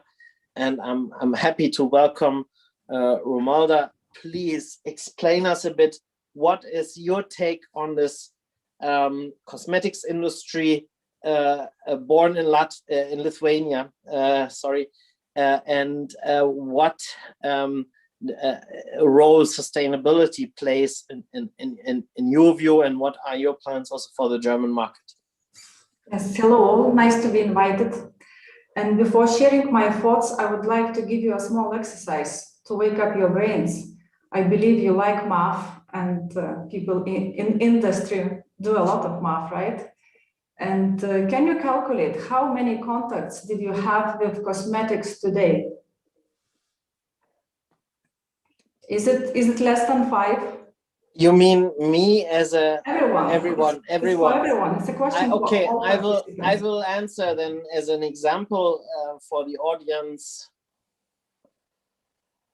3.5. No, 4. Yeah. It's an average statistics for men audience. It's above 5, around 5, and if we ask women, it's up to 15 per day. But on average, it's between 5 and 10. So imagine there are billions of people on this planet, and we're using around 6 products each day, and they have even more in their cabinets. These cabinets might be made from the wood panels from Mr. Schumann business. And yeah, people like to buy cosmetics, and because health and beauty is in our blood, I would say, from old ages. We wish to look nice, attractive, and to stay healthy, especially after COVID age. The health issue is #1 priority, and people are very conscious. And so we have billions of consumers, and that means that the demand is quite big, and the consumption is daily, and the consumers is one of the powerful sources which are driving our our attitude to be more planet friendly, because they are very conscious about what we use, how much waste we generate, what kind of materials is inside the product. Is it sustainable? Is it organic? Is it vegan? Is it pet friendly? They have a lot of questions, and they are very curious, and they even contact us directly, like every day we can receive a question about our products and ingredients, and if we don't listen to them, we will lose the business, because the competitors, they are listening to them very actively, and we are running just after the consumers, and we're trying to be better and better and give a better solution than competitor. And the second source of our influence for sustainability is our employees. Although we are a very small company compared to other panelists, we are a very tiny business. But I see that the younger generation of employees, they are very often raising a question about the meaning and the purpose and their role, and they are looking for a good course. And especially during last year, they were like limited in their activities, in their freedom of life, but they were still asking, like, why we are gathering in this company, what is the meaning of this business. And profit is not an attractive KPI for young employee. So we talk a lot about other good things and benefits and courses, and actually the employees are very good initiators of new activities. And I believe that we have to create and manage this freedom of employees, because if we don't create a place where we can be listened and realized, they would go and look outside. If it's a hobby or social club, that's okay. But if they would go to other companies with higher sustainability goals and roles, then we would lose talents. So we are aiming to create a place where you can make your extra mile and giving some extra benefit for your consumer or customer or your teammates. So I think that consumers and employees, they are both in our strategy, and they are very, very powerful, just driving us to think about the future, and especially about the planet, because we take a lot of resources from the planet. Water is our main ingredient. It's similar to beer industry. The largest proportion is water, just other additives. And yes, we create a lot of waste also. So we try to release less plastic, less waste, less carton. Everything is less, just to make less waste. And I think it's finally it comes as a good positive results also in financial terms. So we don't raise the profits as the main goal, but somewhere in the finally in the end, it becomes also as a profitable result. So that was my thoughts. And Florian, I know that you always have very good questions. Yeah, I will challenge you now. I mean, I could ask this to all panelists. Okay, having already, I mean, I put something in my hair to look more beautiful, that it doesn't fall all the time. So I have to admit, I'm doing this, you know, myself. Okay, the brushing of the teeth, I think that's going to stay. But maybe the perfumes and this cosmetics and I mean, the cosmetics industry is also an ideology driven industry, which puts lots of billions into this promotion of youth as an ideal. I mean, if we do green transformation, shouldn't we rethink and say, yeah, why don't we need it at all, or make like minimalistic cosmetics, like one cream and that's it? And yeah, as I told, this the need to look healthy and attractive is in our blood from all times. So I don't recommend to stop washing your hair or brushing your teeth. It's a basic need. What I believe that our communication should be very socially responsible, and I'm very against about making people unhappy with what they have. So, and we have a very strict marketing policy not to make these ads that are too over designed and artificial and like impossible beauty. And we talk a lot about positive emotions, like not to give bad feelings that you don't you're not good enough. That's not my point. And also we are very against greenwashing, which is now also is growing, and a lot of companies use it in their communication language. And I see a lot of examples, but it's rather difficult to stop this flow, because there is still a lack of regulations. And as the topic of green is so fashionable, it becomes fashionable. It becomes like a necessity, a standard. So some companies just try to grab this wave and try to pretend greener, and they do a lot of greenwashing in their communication and giving some benefits or some extra benefits, but actually this is just nothing behind them. But I believe that the companies which are socially responsible, they will follow the same way, and it will be a long-term strategy, not only one year goal. So we'll see in the future. We are still in the market for 30 years. In Lithuania, it's a huge experience. Compared to Germany, we're a small and young company, but in Lithuania, it's a very old company already. I can feel that the values are very important to you as a founder and as a CEO, and yeah, this authentic putting it into action, into your company and into the products. I feel this ambition.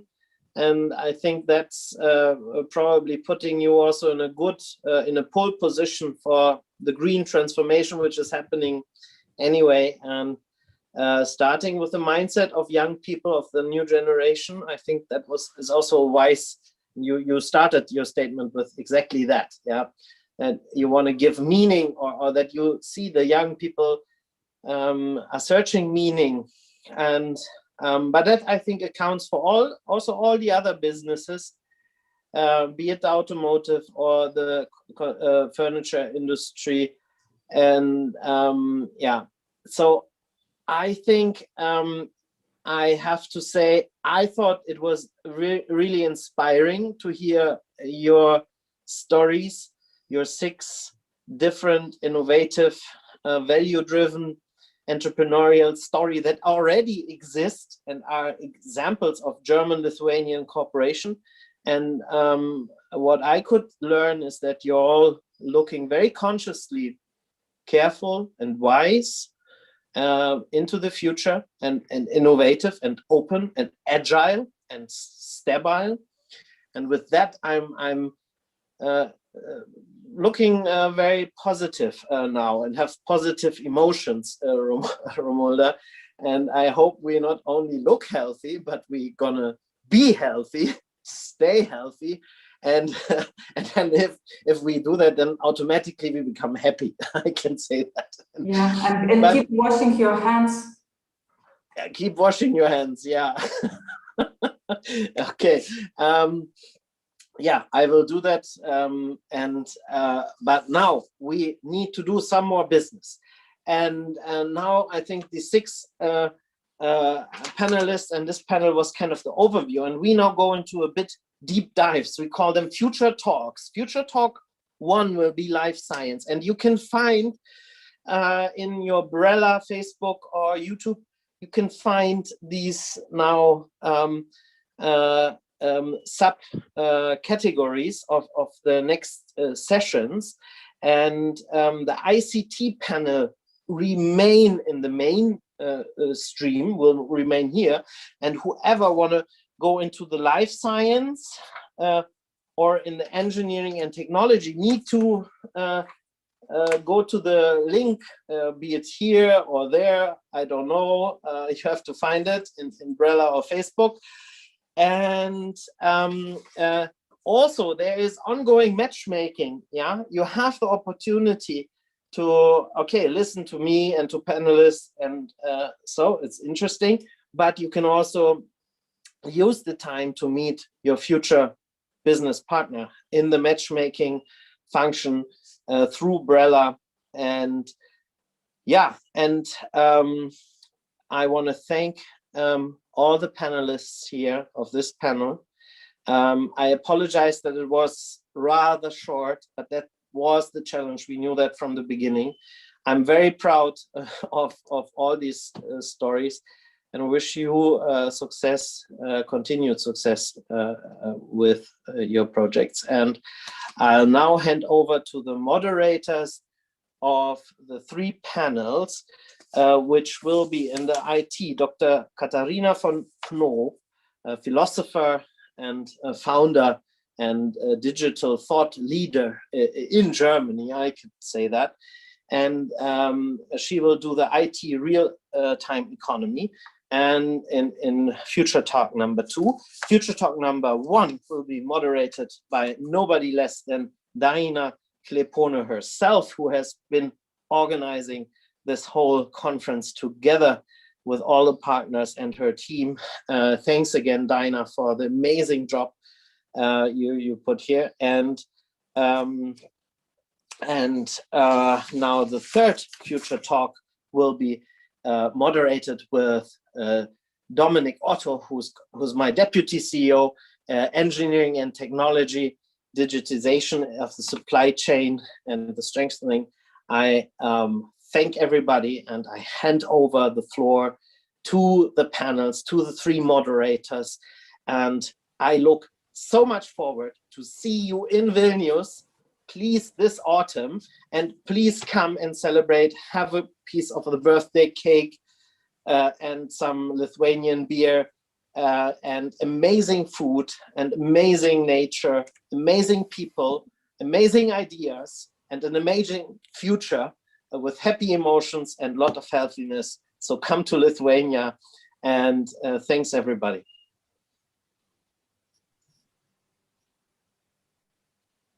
Thank you.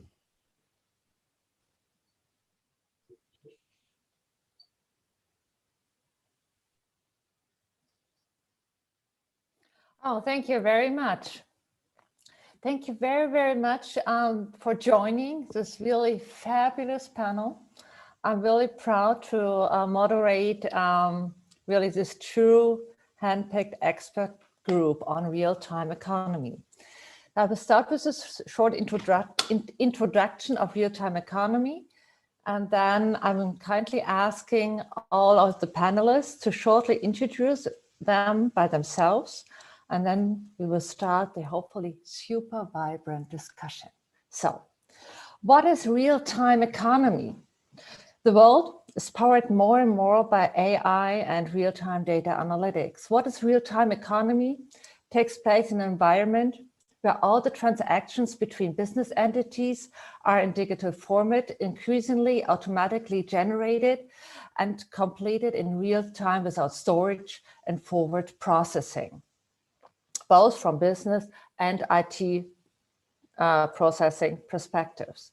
For enterprises, public sector, and citizens, this means, for example, that orders, administrative acts of the governments, tax payments, order confirmations, invoices, and payments flow from one system to the other in real time. The core objective of real-time economy is the reduction of latency between and within processes and goes beyond. But when we just go a few steps further, consumers were once happy to get services and information at the click of a button. But as we move forward, a real-time economy, they may demand on an even faster experience. And they expect conversational and intelligence communication to come with their technology. They need to trust your business. I'm the founder of Digital Trust Analytics, so I know trust is very essential and very difficult to generate. To remember their preferences and even help make decisions, or to make even better decisions. This goes beyond the algorithms we use today. The real-time equivalent could have a knowledge gap, kind of a knowledge graph of every consumer or B2B company, which will require a new level of trust with companies. Consumers' trust in the companies they interact with will be paramount to tuning this idea into reality. Trust could become even central to creating the next trillion-dollar company and is one of the biggest areas for innovation over the next decade. Real-time economy is essential to identify in real time deepfakes, privacy breaches, and accounts, for instance. So the technology and markets of real-time economy are developing rapidly to compete with China and the USA on the levels of technology development, technology implementation, and market development. International cooperation is essential, especially the cooperation between Germany and Lithuania. It's one of the key Baltic states is really essential, and I'm very proud and really honored to introduce Mindaugas Ubartas, the CEO of the leading Lithuanian lobby organization, Infoblatt. Rebecca Weiss, my sister in crime when it comes to trust and security from the Bitkom, the leading German lobby organization, IT lobby organization. She's standing for the whole IT companies and all the industries related to IT. Then we have Mindaugas Glodas, the CEO of NRD companies. Then we have Dr. Andreas Müller, the head of communication and network technology, Bosch Corporate Research and general chair of 5G ACAI. So he's holding the keys in his hands when it comes to 5G. And we have Hauke Giro, the head of corporate communication of G-Data. G-Data is a leading German cybersecurity company. Now it's going to be challenging for me now, even I'm holding also the Slovenian citizenship, but Dovidas, and I'm sorry, I really have challenges pronouncing your last name. Please forgive me. The CEO of Columbus ID, and last but not least, Matthias Lias. He is the founder, managing director of the Mine Incubator, and this is the leading German organization when it comes to the development and implementation of new fintech solutions and startups. It's wonderful to have you. I'm kindly asking you to introduce yourself and explain a bit more what your companies are doing or institutions are doing. Please start, Rebecca. Thank you, Katarina, for introducing all of us and our participants to the topic. And yeah, I'm happy to be here. My name is Rebecca Weiss. I'm head of trust and security at Bitkom. And yeah, I think the real-time economy is one of the most important issues today, especially when it comes to trusting each other, like in the B2B context, and trust of the consumers. So I'm very glad that I can be here today, and we'll discuss the topics in depth, because for us at Bitkom, as you know, we represent quite a lot of companies from the IT sector, and digitalization, and especially the data economy, doesn't work without trust. So yeah, we'll see. Mindaugas, Ubartas, would you please introduce yourself? Yeah, I'm Mindaugas Ubartas. I am heading Infobalt, Association of IT Communication and Technology Companies in Lithuania. We are uniting the biggest companies in the sector. And when it comes to the topic of real-time economy, I am really, really glad that our technologies advanced so much that we are talking now about saving the most precious and not renewable resources. It's about time, because the real-time economy is about saving time for people, which we cannot get back. So I am looking forward for the discussion, and I think that we will touch a lot of angles about what are the benefits, what could be the potential gains for Germany and Lithuania working together in this new world. Thank you very much. I mean, August is the person, by the way, to contact if you are interested in realizing the benefits of real-time economy in Lithuania. Now, I will kindly asking Matthias Leis to introduce yourself a bit and what you're doing at the Mine Incubator. Sure, I do. Thanks. Welcome, everybody. Yeah, Matthias Leis, I'm the CEO of Mine Incubator. So we are 100% subsidiary of Commerzbank, which some of you might know. So one of the leading German banks. And we're acting as the, let's say, R&D department for the bank, being it developing prototypes coming from the technology and to see what is the potential of such a technology to transform the financial services business. And on the other side, we are an early stage investor, investing in startups with the idea of having strategic cooperations between that startups and Commerzbank to, in the end, bring added value to our customers.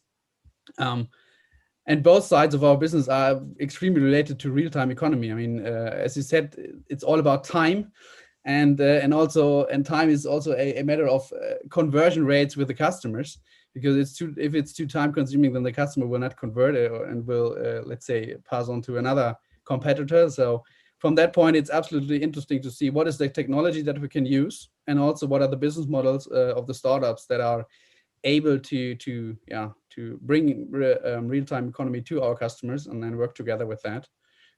So yeah, that's what we do and how we connect it to real-time economy. Thank you very much. And I really assume that Lithuania could be a good starting point for a nice fancy fintech idea. It's a vibrant market. Now I would kindly asking Dr. Andreas Müller to introduce himself shortly. Yeah, sure. Hello, Katharina, and thanks for having me. So I'm Andreas, and I have basically two roles, as we mentioned before. So I'm the head of communication and network technology in Bosch Corporate Research, so driving 5G activities within Bosch. And at the same time, the general chair of the so-called 5G ACIA, the 5G Alliance for Connected Industries and Automation, which is a global initiative that we originally started out of Germany, but now it's really a global organization, bringing the ICT industry together with the so-called OT industry, so the classical industrial players, in order to jointly unlock the full potential of 5G, in that case, particularly in manufacturing. So 5G, of course, is a reality in some sense. You can buy smartphones using 5G. The networks are being upgraded to 5G and so on. But there's still more to come, because real-time support, in a little bit different sense, is something that 5G can do much, much better than any other wireless system today, if you compare this to Wi-Fi or Bluetooth or whatever. So 5G is really about real-time, it's about low latency and so on. And this can enable completely new applications in many different domains. Manufacturing is one example. That's what we are driving in 5G ACIA and also in Bosch, where we are doing some tests and trials with 5G in our factories. But it's also then for automated driving, autonomous driving. You can use 5G in agriculture, for construction and so on. So in all the so-called vertical domains of the Internet of Things. And real-time is really real-time support. A key driver for this development. So 5G is basically, we always say, a platform supporting the digital transformation of our societies and economies. Thank you very much, Andreas. So 5G is really the essential, the key to start and also to improve real-time economy. And thank you. It's really an honor to have you here. Thank you very much for your time. Now I would like to introduce Hauke Giro. He's the head of communication of GData, and yeah, shoot. Yeah, thank you, Katharina. Thank you for having me, and thank you to the Embassy of Lithuania for inviting me. As Katharina mentioned, I'm the head of communications at G-Data Cyber Defense in Bochum in the nice Ruhr Valley area. And one of our founders 35 years ago invented the first commercial antivirus, and we've been doing security ever since. And of course, we do protect all of our customers in real time. And so 25, 30 years ago, that meant shipping floppy disks every 2 months, 3 months to them, right, by postal mail, snail mail. Today, of course, we need to be able to react within minutes or sometimes seconds. Yeah, so back in the good old days of the classical antivirus, there were like people writing signatures for every new threat that emerged, and you could still count the number of malware out there easily. But today, of course, new threats are emerging all the time. So last year we had days where we saw 500 to 600 new variants of Emotet, for example, on a single day, right? And so, of course, to handle this threat landscape, it's essential to also use artificial intelligence to find patterns automatically in samples that we see. And yeah, so this is what we do, and this is our part of protecting the real-time economy, working with customers and with data every day. Yes, and to achieve this goal, international cooperation is very, very important. Now I would kindly asking Mindaugas Glodas, the CEO of NRD Companies. Please introduce yourself shortly. Yes, good afternoon, everyone, and really thank you for having this very nice event and including ICT as one of the key subjects. You know, I can very well imagine back in 2019, it could have been omitted. But these days, after what we've all gone through, it's unimaginable. Because as Rebecca was talking about need to have trust to enter the real-time economy, and Matthias was talking about Commerzbank and how the bank, the well-established institution, is actually tapping into what startups are doing to become more modern. And I think these are all components that we absolutely need to make the real economy work. In the European Union, we're blessed to have almost probably one of the largest, if not the richest, maybe single market. But when you look at it, really very, very fragmented market. Now, how can you make sure in Lithuania you can trust someone in Germany? How can you, being in Lithuania, open a bank account in Commerzbank? Forget about it. The only trust we have is you physically go there and you do it. So at NRD Companies, we are building systems that help governmental institutions talk to each other and share data so that this trust can be built by authorities, so that myself or anyone on this panel could be identified in any other European country as a specific individual. Then I think this will make the economy move. And this huge role that businesses play, like banks and technology companies like Bosch, ensuring the networks, but we should not underestimate the role of the governments to really talk to each other and define common standards. And I think this is where small countries like Lithuania could even be much more agile and help the EU move forward much quicker. You know, in Germany, with your federal structure, I can imagine how difficult it is to sort things out within one country, forget going, outside of the country borders and try to fix things on the European level. So I think we should talk about these things on every single business event. And besides NRD Companies, I'm also chairman of the board at Infobalt, so assisting the other Mindaugas do his job. Thank you. Thank you very, very much. Very, very inspiring. And finally, I'm asking Dovydas, so the CEO of Columbus IT. Sorry, I'm not trying to pronounce your last name. Please excuse me. Hi, Katerina. No problem.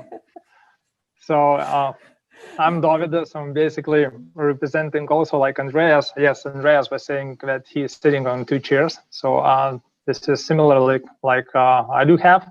So I have like a public, let's say, duty in ICT Infobalt. So I'm working closely to both of Mindaugas Ubartas and Mindaugas Glodas. And I'm the chairman of working group for Industry 4.0. And my paid, let's say, chair, whereas I'm getting the salary, is from Columbus, Lithuania, whereas I'm the CEO of Columbus, Lithuania. And what we do, we implement a lot of, let's say, of ERP-related solutions, and of course, additional solutions on top in order to kind of to try to help companies to be more, let's say, agile, to get this digitalization, let's say, smell, where to start, what to do, what's going to be next. And also build some prototypes, like Matthias was saying, whereas we help to gather some real-time data. And one of the latest prototypes was for our Bank of Lithuania, whereas we kind of presented the idea what it could look like if a Bank of Lithuania will be able to get all real-time data on all transactions, what has been done in Lithuania, and how it could improve the function of the supervision, and how the trust could be improved in certain, let's say, level. Then you don't have to ask for any market players that send me a report, let's say, within I don't know, last three months, what was your average, I don't know, numbers. Nope, there is no need. The Bank of Lithuania could pull the data and get all the reports done by themselves. And that would be a totally different meaning of the word trust. There is no need to send anything signed or without a signature, because there is an ultimate understanding that transactional data is building that trust, that we believe that those reports, let's say, provided by the Bank of Lithuania are valid. So I'm very keen to have a discussion on the real-time data, on the trust, and all the stuff what we're gonna develop here. Looking forward. Thank you very much. What a vibrant panel, it's really amazing. So my first question to all of you, you already have mentioned it slightly, but I want you to be more specific and more concrete, focusing on the audience who probably or might be not that standing that much deeply in the topic of real-time economy. From your individual perspective, what are the most important benefits of real-time economy? And what are the most profound examples you would like to share? So I would like to start with Mindaugas Ubartas. Thank you, and for being the first one, so I will not repeat anyone's thoughts. So for me, real-time economy is a necessity, as an example, for Lithuania. We are such a huge country that we cannot afford ourselves to be inefficient, because we don't have a fat layer of and we are still hungry, even having independence for 30 years. So basically, the real-time economy I see as a Lithuanian way forward to gain a competitive edge in the global market, because the market has no borders anymore. It is due to the technologies, due to the existing technologies, and especially about upcoming technologies like 5G, like other software vendors and startups, and then we have fintech now, which was unimaginable, let's say 10 years ago. So that's a Lithuanian chance to stay ahead of competitiveness, to be efficient, and to be competitive locally, in the country, in the region, in the EU, and in talking about global. And I see that as a very good chance, working together with Germany as a leading exporter of industrial and other goods to globally, that while cooperating, we can gain even better competitive edge, not only for Lithuania, but get better competitive edge for all EU. And if we do the real time, then we are crossing out all inefficiencies and all the losses from timing perspective, resources, from financial resources, and also from sales resources, let's put it that way, because that would be a very fast go-to-market, and you know, from warehouses to consumption, that would be much more closer. If to look from good examples, there are examples in Lithuania, there are examples globally, but one I will, if to pick one, I would say the Mindaugas mentioned about the identification and the trust we are building. That's where, let's say, we have a good situation in Lithuania where we can sign digitally, manage the data digitally, open the company online, get the services from public services or from companies online. What we need to do, we need to step up. We need to use European building blocks and to respect each other as citizens in across the border, to build the data economy and data lake. So that would be my wish and the aim in this discussion, to find out the potentials, how we can move this forward. Because, you know, it sucks opening the bank account in Poland, as an example. I had during the COVID, when you cannot travel, it took me 4 months to convince that I'm not the, I don't know who, that I'm not laundering money or doing something else. Mm. Thank you very much. Kindly asking now, Rebecca, what are, from your perspective, from the largest IT lobby organization in Germany, with the benefits of real-time economy?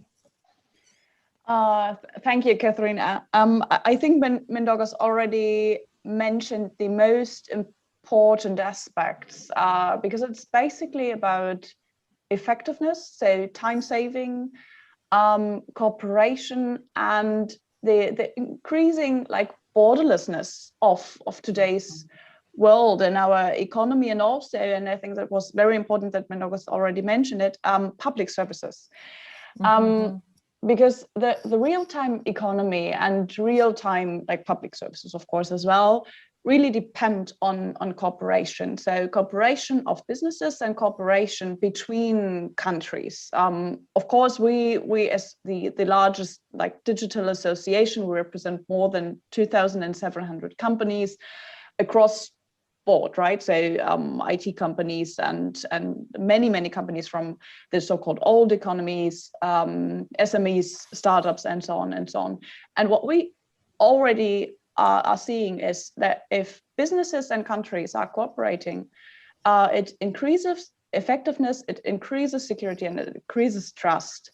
And one, I think, very successful example of that cooperation and that trust building are conferences, like the one we're doing today, or the one we as Bitkom were hosting, or we have been doing it for a few years now, the Smart Country Convention, and in 2019 it was, we welcomed Lithuania, along 15 Lithuanian IT companies as the official partner to this convention, to enable us all to learn from each other, to talk to each other, to build new business corporations, or increase the chance of German companies to do business in Lithuania and vice versa. And that is all already showing success. So I think what we all need to do is learn how other countries are doing things, learn from them, and enable our own companies and our own country to do things more successfully. Because as was already mentioned, we here in Germany, we sometimes are a bit slower than other countries, so we definitely can learn a lot, especially when it comes to being a smart country from countries like Lithuania, and we'll definitely continue to do so. Thank you very much, Rebecca. And for all Lithuanian IT companies and companies from other industries and who are interested in getting in touch with the German IT sector, call her. She's the one to talk to. I'm really happy. I'm sure you're happy to help. Now I'm kindly asking Mindaugas Glodas, where do you see the major benefits and the potential of real-time economy? Well, really, a lot has been said between Rebecca and the other Mindaugas now, but I think when we specifically talk about benefits, that would give us speed and efficiency. And efficiency, and I mean, that's sort of obvious. Once you get speed, you do things quicker. As a result of that, you can realize efficiency as well. And speed is absolutely necessary. I think, and I'm not really now pointing to either of the countries, but European Union as a general rule tends to be very, very slow. I mean, let's look at how things evolve in China and why China is so successful. China, makes decisions very quickly. That's probably not a very good example. However, we have to these days live in this world, and we have to catch up with them, because despite all the attempts to somehow go into this protectionism, which we had for the couple of years, I really truly believe this is not gonna happen, and we will live in a more and more global world. And to do that, we have to spend much more time, I think, not to make things slower, but really put more brains together, put some ambitions aside, and talk about certain common standards that, especially it's important for the identification. Within Europe, the electronic signature sort of works, but yet it doesn't, right? And we have to sit down and find the best technological solution, put some of the traditional things aside. And I think, by the way, even in I shouldn't call it small, but compact country like Lithuania, we see a lot of traditional things emerging. So I can imagine how hard it is for countries like Germany, France, or Italy with deep-rooted traditions to change these things. But listen, somehow it's the role for the businesses to push the slow authorities to say, we absolutely must have it. I work a lot in Africa and the Caribbean, in some other emerging markets. I come across GIZ activities very often, by the way, a very agile organization, and does really very, very good things across the world. But sometimes even in Africa, with all their deficiencies, I look at how quickly they make certain decisions and how it works well within entities like, for example, East Africa or some others. I look at it and say, but how could they do it so quickly? And in Europe, we're still talking about doing that? Like mobile money, for example. Just, you ask for a specific example, I'll give you mobile money. There, it's the daily activity for everybody. With us, we still don't really have it. Thank you so much for opening the doors for Matthias. Matthias, what from your perspective? Well, you're in the heart of really of fintech, and from your perspective, what are the benefits, the potential, and the challenges? Yeah. When it comes to real-time economy. Maybe one remark to what Mindaugas first said. I would a little bit disagree, because also a bigger country than as Germany is, we also can't afford to be inefficient. So it's not a problem of only small countries, it's a problem of every country. So and I see, as it was said, a lot of potential there. And when looking into financial services, I mean, yes, it is a necessity to be up to speed, and real-time economy gives a lot of potential there. But in the end, I mean, speed is good, and efficiency helps on the cost side, to speak in, let's say, financial terms. But on the other side, it's also, at least today, still a competitive advantage if you can be very fast with your processes, and then it also gives some added value in terms of conversions, getting new customers. And And when we look at the, let's say, public services side, maybe just to give you one example, we are currently having a prototype already more or less built together with a lot of partners. Also, some colleagues from Bosch are part of that, based on the technology called self-sovereign identity. Maybe some of you know that. And as we had the idea in mind that it has to be from the beginning a European company, a European project, we are currently setting up a European Cooperation Society, a more or less new launched company setup. And I mean, it's not done in a week, let's say it like that. So we have to, the processes are really, really complex. We have to involve all the workers' councils from the different founding partners. And I'm sure it will take us at least half a year, more or less a year, until we have founded such a company. And I think that's one of the points where we struggle currently, because as you said, in other countries or in other regions of the world, it's much faster, and you can start new initiatives absolutely quickly, where we have in the end maybe very then mature processes, but also very slow ones. So to bring that up, it will take us some time, although we have to think in a European way, in a cooperation way, and not so much in single countries, because that's also one aspect I believe hinders us in growing faster than we could do. Because my feeling is, at least especially over the last year and 1.5, it's more coming back to a, let's say, national thinking and not about a European thinking, and that we have to change quickly. Thank you very much, Matthias. When it comes to European thinking, I'm highly interested in listening to the position of Andreas Müller, especially when it comes to implementation of 5G, which is the essential technology when it comes to the realization of real-time economy solution. Yeah, sure. Thanks, Katharina. And of course, I'm looking at this more from the technology point of view, with 5G being one of my main topics these days. And as I mentioned earlier already, so 5G has the potential to really transform many different vertical domains and to even disrupt many of those, because it's not just a slightly better version of Wi-Fi or replacing a cable here and there using 5G. It really has a lot of disruptive potential.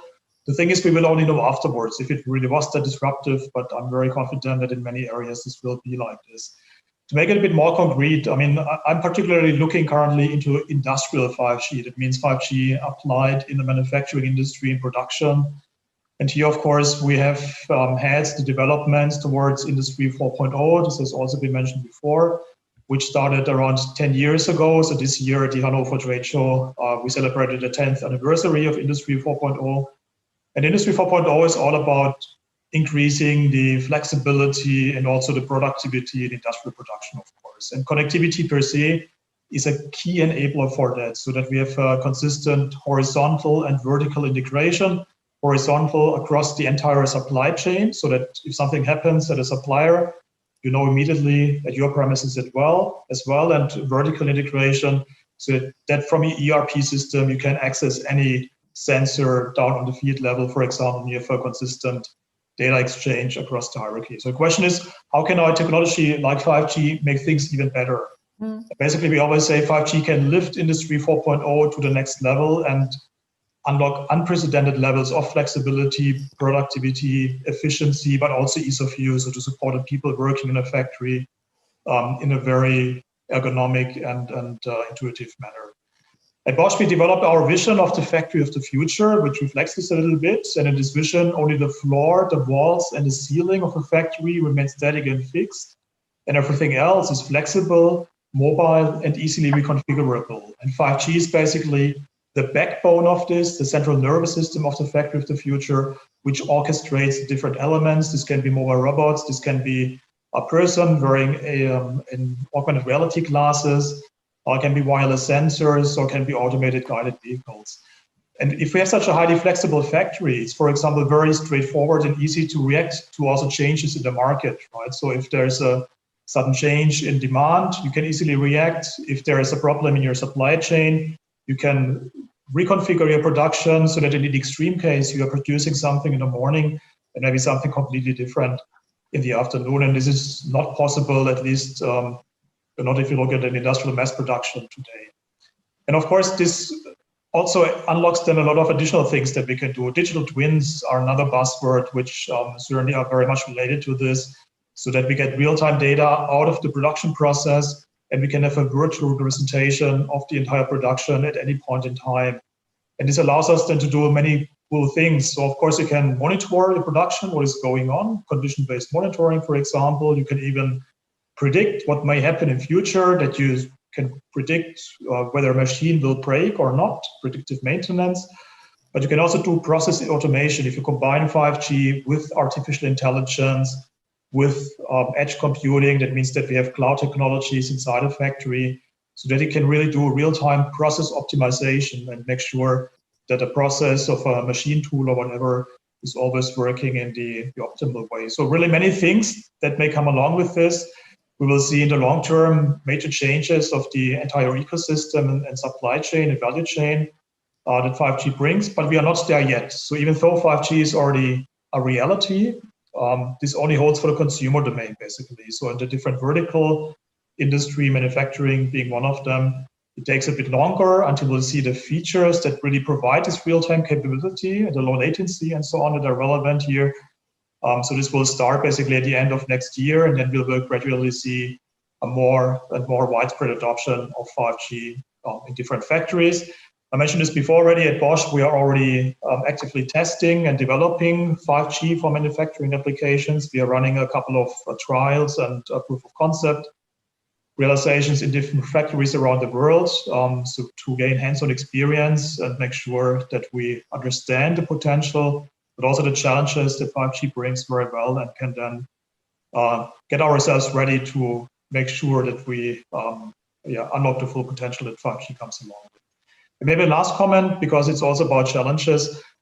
I think what generally comes along with 5G, for example, but the same is true for many other technological building blocks, is that it's not just new technologies, it's also, I mentioned this already, changes in the ecosystem, and basically ecosystems have to grow together and come together, which previously have been disjoined. In case of 5G, that's the telco industry, so the network operator, the network infrastructure providers, the chipset manufacturers on the one hand, and the classical industrial players like machine builders, factory owners, and so on the other hand. But the same holds basically for all or most other vertical industries as well. I mean, if we use 5G in financials, then it would be the banks on the one hand, and on the other hand, the telco industry. And what really matters here is a close collaboration between these two different worlds, right? We really have to get together to develop a joint vision, what you can do with it, how to do it. You have to shape it together. And basically, you have to start establishing a common language. It sounds very easy. Maybe everybody can speak a little bit English, but it's more about using the same terms in the right way and knowing what you are talking about. And that's then the role to complete the picture here, what 5G ACIA, for example, is doing. So it really serves as a global forum for bringing the ICT and the OT industries together in order to jointly shape and drive the developments towards industrial 5G. And it's really important. It's important between the different stakeholders, but also then on a global level between all countries, basically, because such major technological building blocks always are valid on a global basis, and that's why we need this international collaboration to make sure that this becomes a success. And with that, maybe I'll stop here. Thanks. Thank you very much. I could listen to you for hours. Just let me re-ask. I thought the major challenge is to make the technology or making the customer more ready for the technology you at Bosch are already providing when it comes to predictive maintenance. That the customers in many industries are here not ready. Is there something you could achieve in more easily in Lithuania or in Germany when you're focusing at these specific markets? I mean, I think in general, we have very good relations with Lithuania and also the Baltics in general, right? So, of course, these countries are also always, from my perspective, at the forefront of technology, which is very nice. And this can give you also a very, I mean, from the Bosch perspective, a very nice playground. Sounds not a bit negative, but it's meant in the positive way, right? So if you have a smaller country, a smaller market, then it's sometimes easier to also test new things and to bring it to a certain level of maturity before you go to the biggest market maybe at a certain point in time. So I think that's a lot of potential that we see from the Bosch perspective here in the Baltic region. And of course, we are happy to help also the local companies here with the solutions that we have. Predictive maintenance, of course, for example, does not require 5G. We can also do things here without 5G, but with 5G, things are getting better somehow, more flexible, and you can do much more than just this. This is one example out of many things that we could imagine. Thank you very much. Now I would like to hand over to Dovydas. What is your perspective on benefits and challenges when it comes to real-time economy? Yeah, for me, I liked very much what was Mindaugas saying about what is the challenge here. From my perspective, is basically the adaptation to new requirements. This is, for me, this is a real economy is about. And I would say that basically in the light of European Union zone, let's call it small fight with other regions, there is a very clear need of switching the gear to some other one. With a digital transformation, with innovation, with changes helping to adjust to new era. And statistics shows clearly that within 20 years, we lost as a European Union, we lost our positions in the global economy. The European Union's share, I just opened a couple slides. In 1991, the European Union share of manufacturing value has been 36. Now we have less than 25. It exactly shows that we as a zone, we're about losing this war. And here we need to make some changes. And how we can do those changes? The clear push from, let's say, this for innovation, and it comes either from our main trading partners like Germany, right, which is the biggest partner in terms of the trading, or from the companies itself trying to become more resilient to the changes. And I would say from Lithuanian perspective, in my opinion, we should help ourselves and we should help our partners to make this work together as easy as possible. And there's a lot of things to do. And about those, let's say, examples of what is the good examples, I'm thinking the good example would be that we can do everything from home to sign any deal, whether it's a real estate sales and purchase, whereas now we have to go to a notary, or open the bank without stepping out from the home. All the actions that are needed, we're doing from home. That would be I would say, the example I'm looking at. And from that perspective, no matter of geographical location, whether I am in Poland or I am in Germany, all the services should be available. This is, I would say, the Eurozone should be looking at. Thank you very, very much. And to make things available these days, cybersecurity is essential. And why I'm so interested in, well, one reason why I'm so interested in the cybersecurity industry is they started with real-time economy when other industries have really no clue on it. So they were really starting. Now I'm interested in Hauke's perspective. And especially I'm asking you, what are other industries could learn from your experiences to make cooperation happen? Yes, certainly. So I think when you talk about security, a lot of people always talk about a risk and how bad everything is. I just want to take a step back. Our CEO about 2 years ago introduced the concept of the digital dividend. And I think it's a really nice concept that businesses and also customers can just say, you know, where do we specifically profit from digitalization and from new and better processes? And then from there, they can have a better look at how to protect things that matter, right? And how to protect your value chain. And What is, of course, really important to offer good security solutions to customers is visibility, abroad visibility. And no company in the security space is equally strong in every country around the world, right? So there is and always has been a very strong collaboration between all of the IT security firms. So we are sharing samples, hundreds of thousands of files every day between competitors, basically.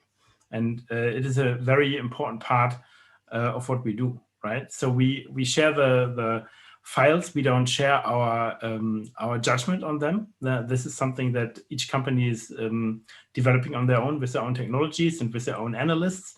But we are sharing information about potential threats. And we do this because as an industry, we are saying, okay, this is the only way to effectively protect customers. And in the end, this is what we want to do. We want to make the world a safer place, right?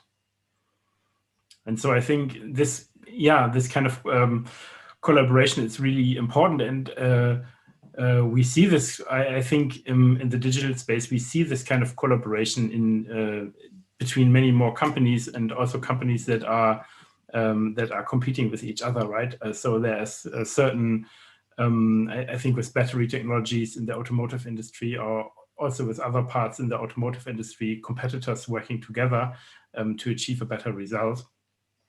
Because they couldn't do it alone in the same quality. And I think this is a very good lesson, and something that, the antivirus industry has been living for a lot of years. Thank you very much. What we have learned so far from all of you is to harvest the fruits of efficiency and saving time and effectivity. Government and governmental processes are here important, also to implement new technology and to develop it faster. The International Monetary Fund thinks that there are 5 ways how governments and policymakers could adapt to the digital world. Building inclusive digital infrastructures, introducing common standards to bolster competition, updating competition policy, strengthening data privacy, getting policymakers of all stripes to work together. Also, the aspect working together has been already mentioned by several ones of you. Is there anything you have to add? Please, you can raise your hand, or I can name you depending on how you prefer. But Mindaugas already raised his hand. Good. Yeah. Yes, please shoot. I'm so glad that I was the only one who mentioned COVID and the effects of pandemic. And I want to mention it again, because we're now talking about real-time economy and how connectivity is important. So let's not waste this good lesson. Let's not waste this good crisis to really shift into another digitalized gear, because we've learned that we can do so much more remotely, and this is where technologies help. Mm-hmm. Wonderful, thank you. Mindaugas Obatas, well, you're very close to politics, very familiar in these processes. What is your perspective when it comes to which kind of political processes need to be improved?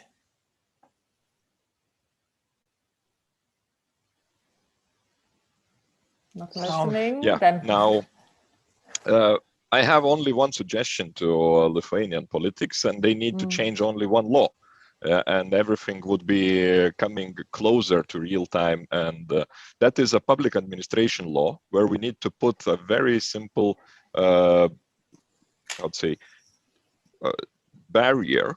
If you are asking via a normal old school paper way, you are sending the request to any institution, this request should be answered in 30 days. And if you are using the e-channels, this request has to be answered real time or maximum 5 days. And then that would change completely the way we are working on the public sector. You know, they would need to change the processes. They would need to stop moving the documents. They would have to start moving the data. And this data would be open up for the businesses. We would start talking about open data, reusability, and economical gains. So that would be when it comes to the politics, but or the public domain. But let's not forget that usually the innovations are coming from the business, and innovations are coming when the business has a need, and it's clear need for Europe and industrial countries like Germany and Lithuania. Okay, we are the same beasts of different size. And David has mentioned that we are losing our share in the global economy, in the global world, when our industrial share is shrinking or over and over, year by year. So here we need to reinvent and to gain more cooperation in order to test, deploy, and invest, and how to say, gain the customers all over the world. And I am again urging this cooperation to be among the countries, not to see each other as a competitors or nearshoring or whatever. There is a huge world ahead of us. Let's work together. Let's co-create business with businesses, and then the policies will follow, because this inefficiency which we are seeing today will die, and I hope sooner than later. Thank you very much. Do you agree, Rebecca?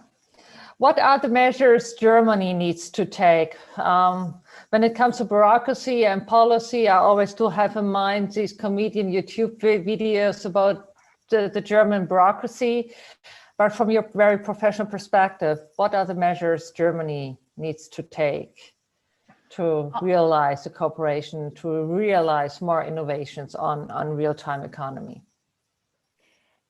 Yeah, I think there are actually quite a few measures, because coming back to the wonderful proverb Mindaugas just used, let's not waste a good crisis, because what COVID actually and painfully showed were some major flaws in the digitization of public service in Germany, not as much in Lithuania as much as I know.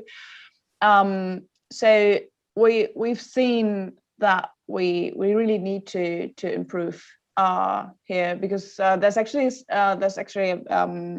a famous index on how digitalized your public service is, and Lithuania performs strongly above EU average here, like in the 6th place, and Germany is like way down in the last third of the index. So we see we definitely need to up our game here.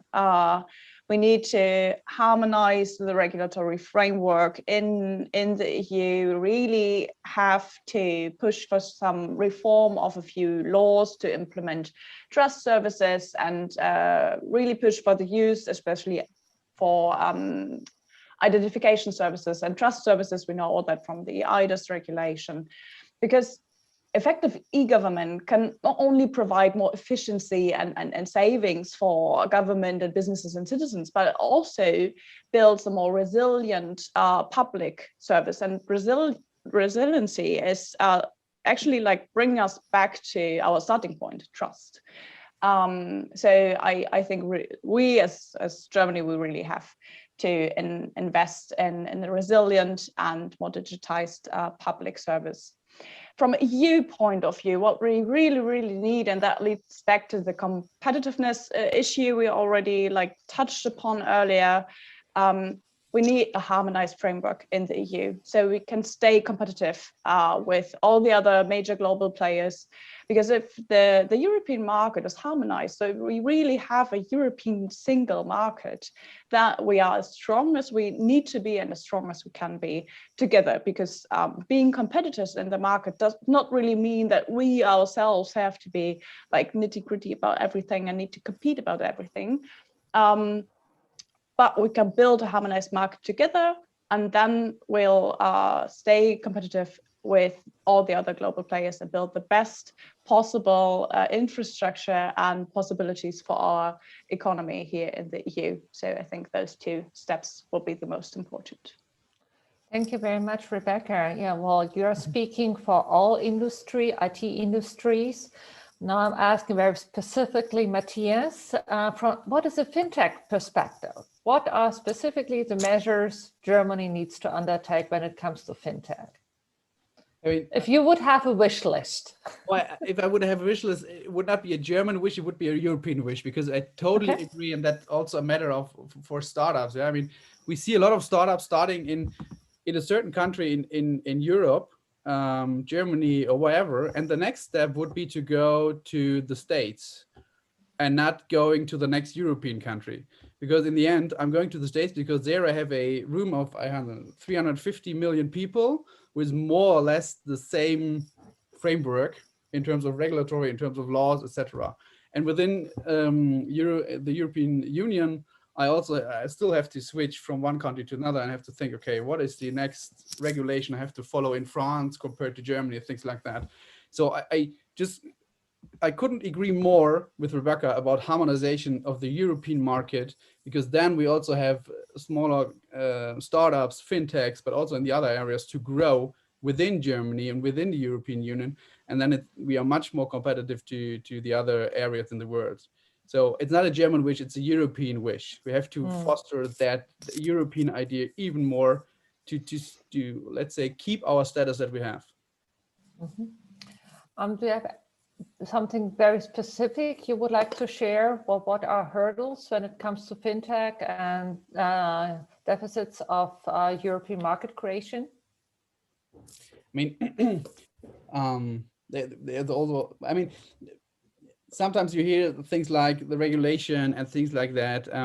Actually, I think the regulation is not that issue. Sometimes things like data security.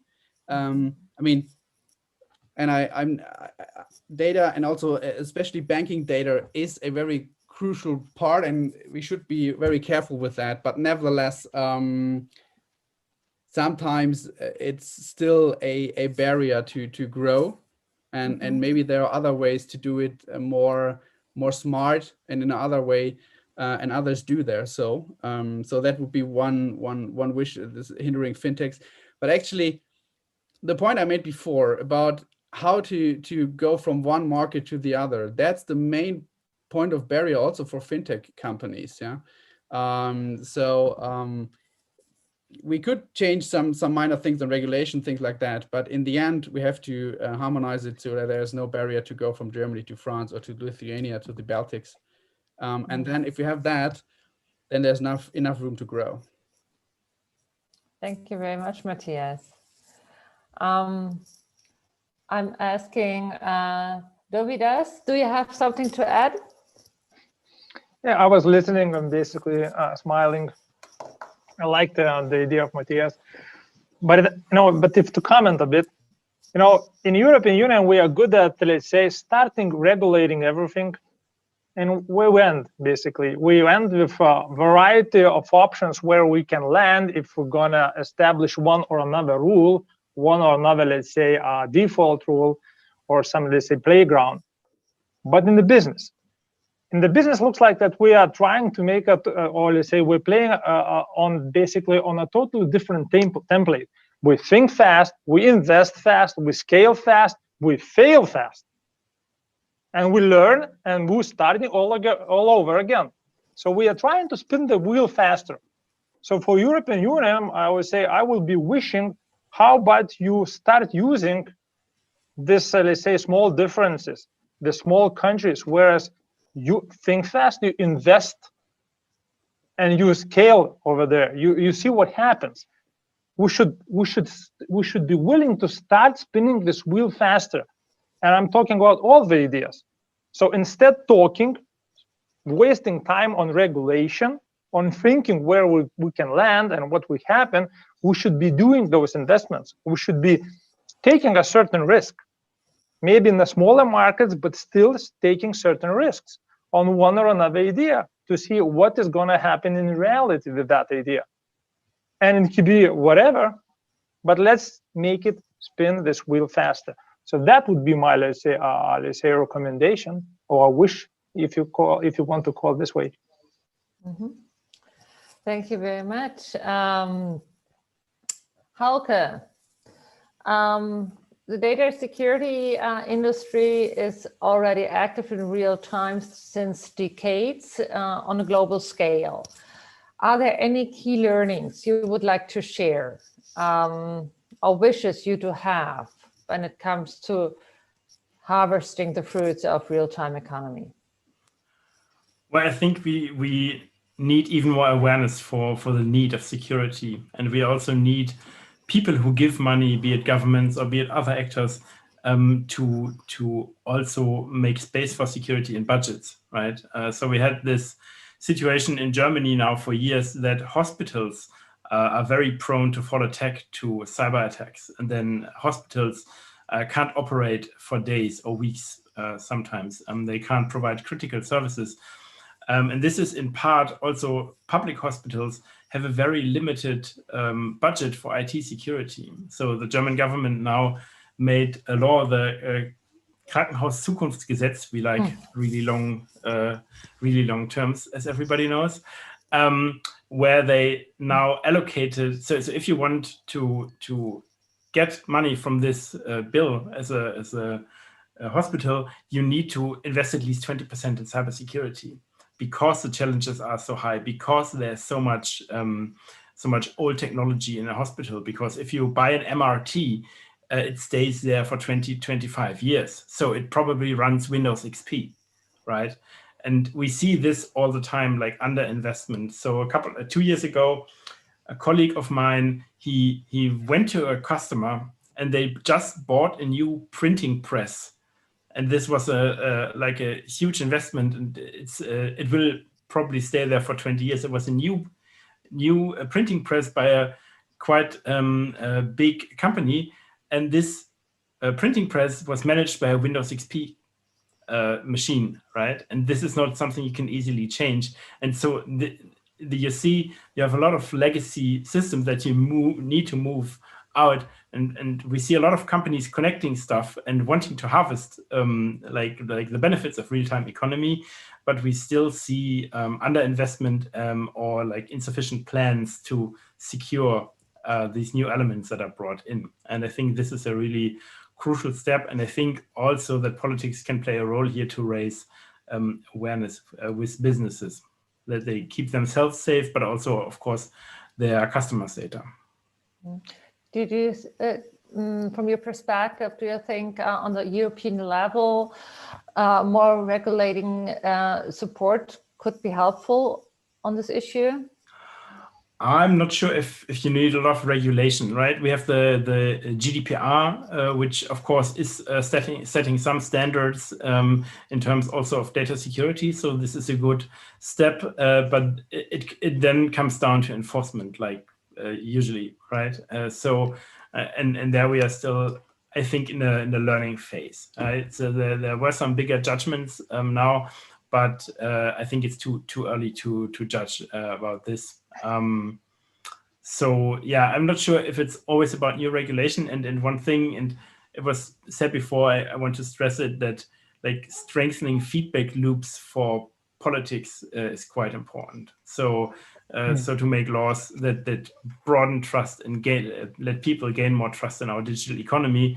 We had a couple of examples now with the IT security law in Germany, the new one, or now with a law on government malware and digital forensics, where the government basically did what they wanted to do, and they didn't really listen to experts, right? The whole IT community was like up in arms against it, but there was not. Yeah, so there was. They weren't really heard, I would say. So yeah, feedback loops I think are really important to strengthen, and the way how we make laws and regulations. Okay. And I think Rebecca knows this much better than I do. Yeah, well, I just received a message from Andreas Müller. He needs to go to another meeting. Andreas, do you would like to make a final statement? Oh, we are out of time already. Oh, we need to wrap up. Okay, Andreas, in short. So what needed to be done to harvest the fruits of the potential of real-time economy? Andreas? I mean, I think I can keep it short. So many things, one thing I've mentioned already. I think really harmonization is a key aspect, as has been mentioned before, so across different countries. And maybe especially looking at 5G, which is the topic that I'm representing here, is also spectrum regulation, for example, right? So that we have a similar situation in different countries, which we are not having yet. And it's always a challenge if you want to serve global markets. And also maybe to think about new ways to do that. But in the interest of time, maybe I'll leave it as it is, because a lot of good things have been mentioned already before. Thank you very much, Andreas. It was wonderful having you. Thank you so much for being here. Mindaugas Obatas, in short, what needed to be done to harvest the potentials? We need to start working. The technology is already there. So I call Rebecca, you call me, and we just start implementing it, because we should not be talking only about IT. It's a technology as a whole. Everything is interconnected. And, I am saying that for the ones who are afraid of personal data is a threat when the human sees it. But once it is computers only processed, then nothing wrong can happen. Thank you very much. And I'm really happy if you would call me when it comes to building digital trust. What a pleasure to serve. Matthias, what needed to be done to harvest the potentials of real-time economy? I totally agree. Let's start. I mean, also regarding having the right mindset, try and work, and if it's not working, okay, then let's do the next thing. I mean, that's exactly what we should do. Yeah, and that it's good to have such panels. It's good to be connected to other people and then use that connections to start working. So I mean, I totally agree. That's what we have to do. Okay, let's start. Dovydas, shoot. Yeah, I fully agree with Mindaugas. I would say, you should try to be a friend of technologies which are already in place, because if you will not find that yourself, that you are in that position, think on the next step, and the next step is future technologies, those deep tech technologies, which is not applicable yet, but will be applicable in near future. So what are you going to do then? So you have to start some certain technologies, understanding how they work, what they do, and whether you could be somehow employing them. So definitely start working on something. Thank you. That would be my wish. Rebecca?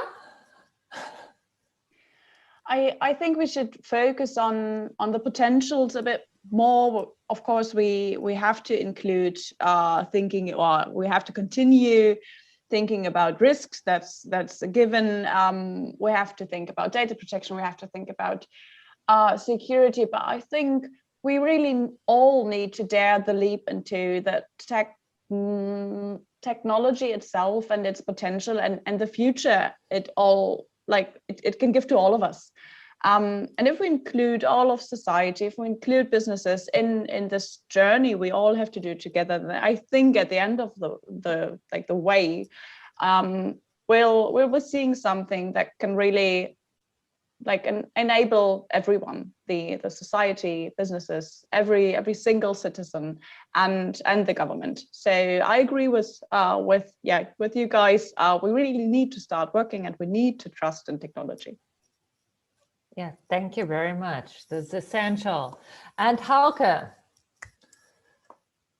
shoot. Well, I think I made my main points. So I really do like the idea of seeing potentials and start working and changing things for the better. Okay. And finally, we have Mindaugas Glodas. Okay, thank you. Well, everything's been said, I think, except maybe I think by doing all this, we should also think very inclusively and not leave behind some parts of the population. Some older people, some less educated people, they have to be taught and educated how to use systems, how to use that, trust that that Rebecca was talking all the time. And I think then we'll move forward fast. Wonderful, thank you very much. I would like to close now this really superb and vibrant panel. It was an honor to serve as your moderator. And yeah, let's start working immediately. Thank you very much. Thank you, Katharina. Bye. Bye.